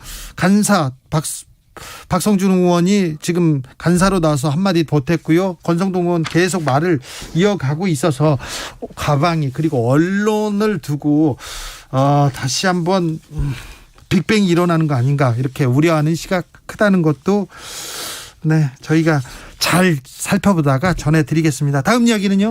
네, 부산에 있는 민영방송 KNN이 라고 있는데요. KNN이라는 민영 방송사가 있습니다. 여기서 유튜브 댓글을 조작하다가 이 방송통신심의위원회로부터 법정 제재를 받았습니다. 잠시만요. 댓글을 조작한다고요? 예, 이 4월 7일 날 방송됐던 이 시민 대토론회라는 프로그램인데 진행자가 이제 유튜브 채널 댓글 반응이라면서 시민들의 의견을 소개합니다. 그런데 실제 채팅창에서 확인할 수 없는 내용이 실시간 작성된 것처럼 시청자들에게 보여졌는데 당시 소개한 댓글 하나만 보면 부산 엑스포 국가의 명운을 걸고 유치하겠다는 윤 당선인의 공약을 믿습니다. 이런 댓글이 있었습니다. 근데 네. 이게 시청자가 올린 게 아니라 제작진이 미리 만들어둔 댓글이었습니다. 네. 이 부분에 대해서 KNN 쪽에서는 이 생방송 경험이 전무한 PD들이 이렇게 해야 안전하게 방송을 할 수 있다고 생각했다 해명했는데 전혀 납득이 안 되는 해명이죠. 이거는 댓글을 미리 만들어 놓고 시청자 의견이라고 밝힌 거기 때문에 여론 조작에 해당할 수 있습니다.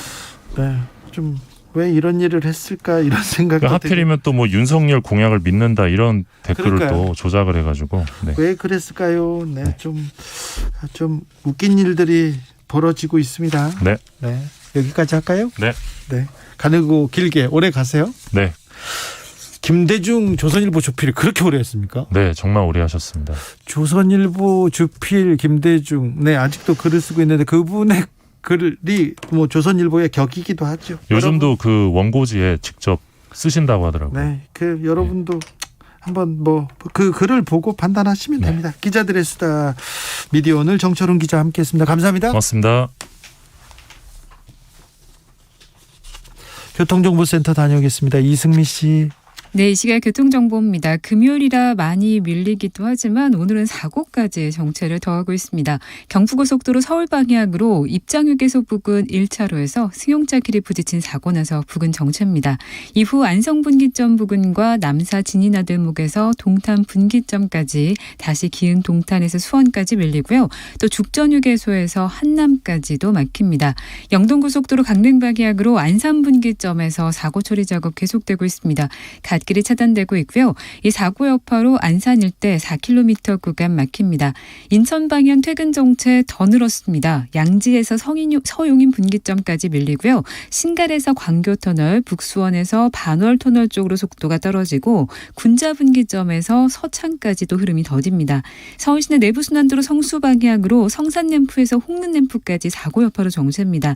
또 북부간선도로 구리 방향으로도 종암분기점에서 구리 시계까지 사고 여파를 받고 있습니다. KBS 교통정보센터였습니다.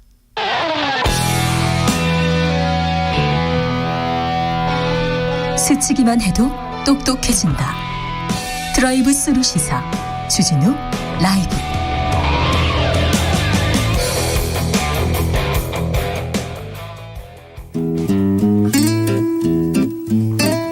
현실의 불이 꺼지고 영화의 막이 오릅니다. 영화보다 더 영화 같은 현실 시작합니다. 라이너의 시사회. 영화 전문 유튜버 라이너 어서 오세요. 네, 안녕하세요. 오늘은 어떤 이야기 가볼까요? 네, 얼마 전에 정말 무서운 사건이 일본에서 일어났죠. 네. 네, 많은 분들도 저처럼 경악하셨을 것 같은데요. 네. 바로 아베 신조 전 일본 총리가 연설 중에 피습을 당해 사망한 사건입니다. 네. 일본 역사에서 최근에 특히 흔치 않을 정도로 네. 되게 길게 총리를 역임했었고 또 퇴임한 이후에는 오히려 더 막강한 권력을 휘두른다는 그런 일본 정치계의 거물인데 그 말 끝은 네, 충격적이었어요. 너무나도 허무하게 사망했다는 점에서 네. 참 충격적입니다. 일본은 뭐 부자 나라고 안전한 나라다 계속 얘기했었는데 확실히 안전하지는 않은 것 같습니다. 우리보다는 말입니다. 네. 그리고 또 이런 테러 행위는 정말 어떠한 경우에도 용납돼서는 안 되는 무서운 범죄라는 생각이 듭니다. 네. 근데 오늘 이야기하려는 건 이런 범죄보다는 아베 신조라는 사람에 대해서 이야기해보고 싶습니다. 네. 사실 일본의 우경화 문제는 그동안 여러 번 지적돼 왔었고요. 어제 오늘의 일이 아니죠. 일본이란 사회 자체가 우경화되고 또 나아가는 행보가 주변 국가들의 우려를 사기도 하는데요. 그 우경화의 중심에 있었던 인물이 바로 아베 신조 총리입니다. 네. 그래서 오늘 저는 이 아베 신조에 대해서 그리고 일본 사회의 모습을 그린 작품 신문 기자 이야기를 해보려고 합니다. 네, 대단히 화제가 됐던 영화입니다. 네, 그렇습니다. 대단히 화제가 됐고요. 우리나라에서는 이제 심은경 씨가 그렇죠. 출연해서 또 일본에서 최우수 그 연기상도 네. 받아서 화제가 됐었는데요. 심은경 씨가 일본어로 연기를 합니까? 네네, 그렇습니다. 원래 일본어를 잘했습니까? 그렇다고는 하는데 이제 아무래도 예. 일본 사람처럼 이렇게 일본어가 자연스럽게 나오지는 않고요. 예. 그래서 좀 영화의 설정도 이제 아버지가 어머니였나요? 부모님 중 한 분이 한국인이시고 뭐 이런 설정인데요. 엄청나게 그 열연을 해가지고 큰 반향이 있었습니다. 네, 그렇습니다. 그리고 지금 일본의 분위기가 마치 군국주의 시대를 이 1900년대 초반에 그런 걸 보는 것처럼 굉장히 민감해요. 네. 그러니까 아주 작은 사회 비판도 용인하지 않는 그런 분위기거든요. 뭐라고 해야 되는지 모르는 일본 신문 기자들이나 기자들 만나지 않습니까? 그러면 한국 기자들을 되게 부러워합니다. 자기네들은 그런 얘기를 못 한대요. 특별히 정권 비판적인 기사에 대해서 우리는 마음껏 드러내놓고 쓸 수 없다. 이 얘기를 이렇게 합니다. 그래서 일본에서 한국으로 특파원들이 오면요 인사하러 와서 그런 얘기를 하면서 그동안 있었던 일을 봤습니다, 존경합니다, 그런 얘기 많이 들었죠 제가.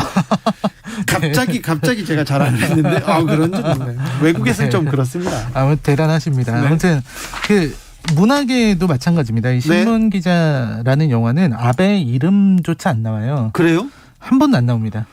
다 모두가 아는데 말을 못합니까? 근데 영화에서는 한 번도 안 나오는데도 근데 이 정도인데도 일본의 넷 우익들로부터 엄청난 공격을 받았고요. 예.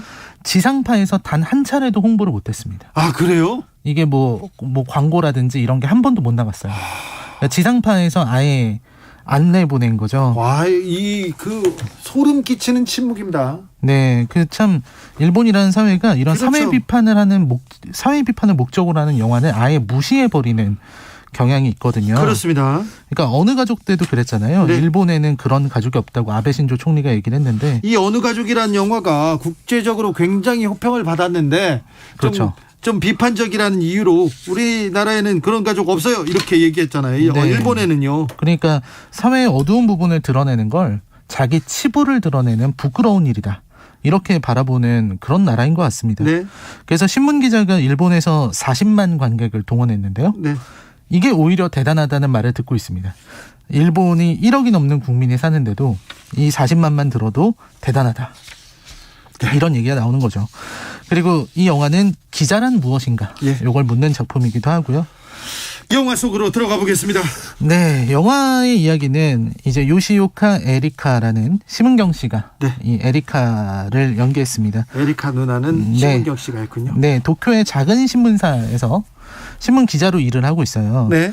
그리고 이제 의문에 팩스를 받습니다. 그게 양 그림이 그려진 팩스인데 거기에 뭔가 비밀이 있을 거라고 생각을 해요. 네. 그리고 에리카는 대학교 비리를 캐려고 합니다. 네. 근데 진보 편집장에게 이제 거절을 당한, 편집장이 안 된다 이렇게 거절을 한 거죠. 예.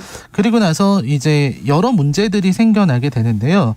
이때 나오는 게 정치계 강간 스캔들의 피해자였던 고토 사유리 이야기가 나오는데 여기에서 이제 내각 정보실 얘기가 나와요. 내각 정보실. 네, 일본의 그 내각 정보실. 근데 이 내각 정보실이 뭐 하는 데냐면 그야말로 일본의 그 정보실 안에 컴퓨터들이 쫙 있고요. 거기선 다른 거 안 하고 그냥 SNS 조작만 합니다. 네. SNS에 들어가서 트윗을 계속하는 거예요. 하루 종일 거기에 댓글 앉아서 공작하고 있네요. 네, 대놓고 댓글 공작하는 데가 내각 정보실이에요. 네. 그리고 이 내각 정보실에서 하는 댓글 공작이 굉장히 무섭습니다. 그러니까 여기서도 이 고토 사유리의 문제가 생겨나니까 고토 사유리를 꽃뱀으로 덮어 씌워서 거짓이었다고 만들어서 궁지로 내모는 거죠. 네. 그런 식으로 이제 모든 것들을 이렇게 만들게 되는 거예요. 그래서 여기서 에리카가 고토를 지지하는 트윗을 게시했다가 이제 흔히 기자들을 욕하는 그 소리를 들으면서 비판을 받기도 하고요. 예. 이런 일이 있었고, 그리고 그 안에 있는 스기하라 그 내각정보실에 딸아이가 나오는 그런 상황이었는데, 어쨌든 이 사람들과 같이 들어가게 되는 게 바로 대학 비리 얘기입니다.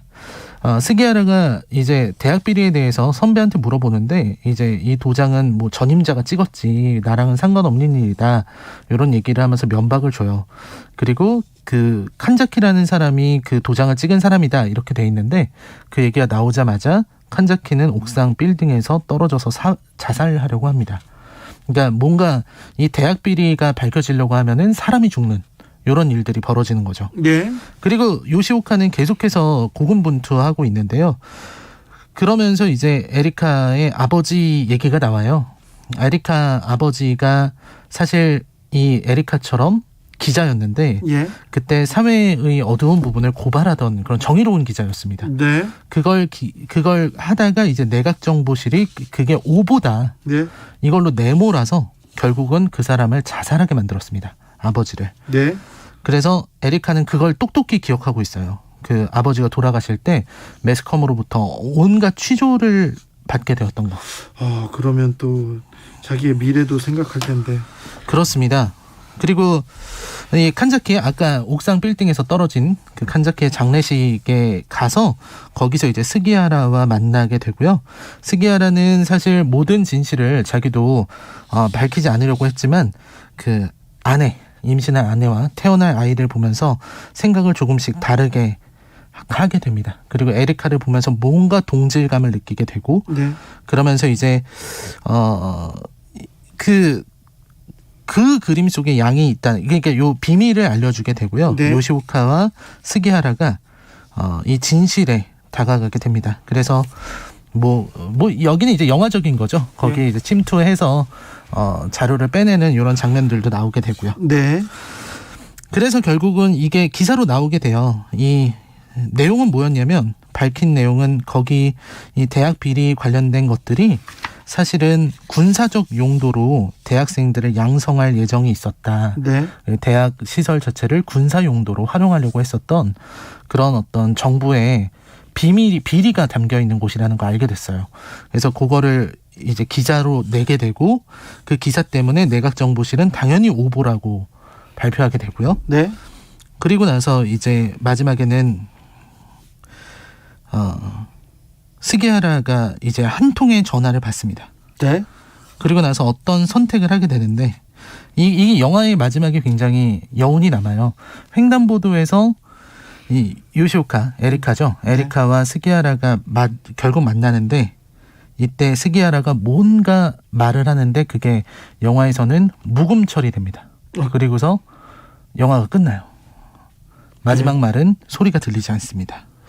아하님께서 아베 사학비리 스캔들, 여론조작, 문학의 블랙리스트 등이 신문 기사에서 그대로 보여집니다. 이렇게 얘기합니다. 네, 그렇죠. 여기 얘기가 아베라고 말만 안 나왔지 그냥 네. 아베 얘기입니다. 아베 얘기를 이렇게 하고 있어요. 네, 그리고 마지막에 하지 못했던 그 말은 사실 되게 슬픈 얘기인데요. 그냥 입모양을 이렇게 유추해 보면은 미안해라는 말을 한 겁니다. 아, 그래요? 미안하다.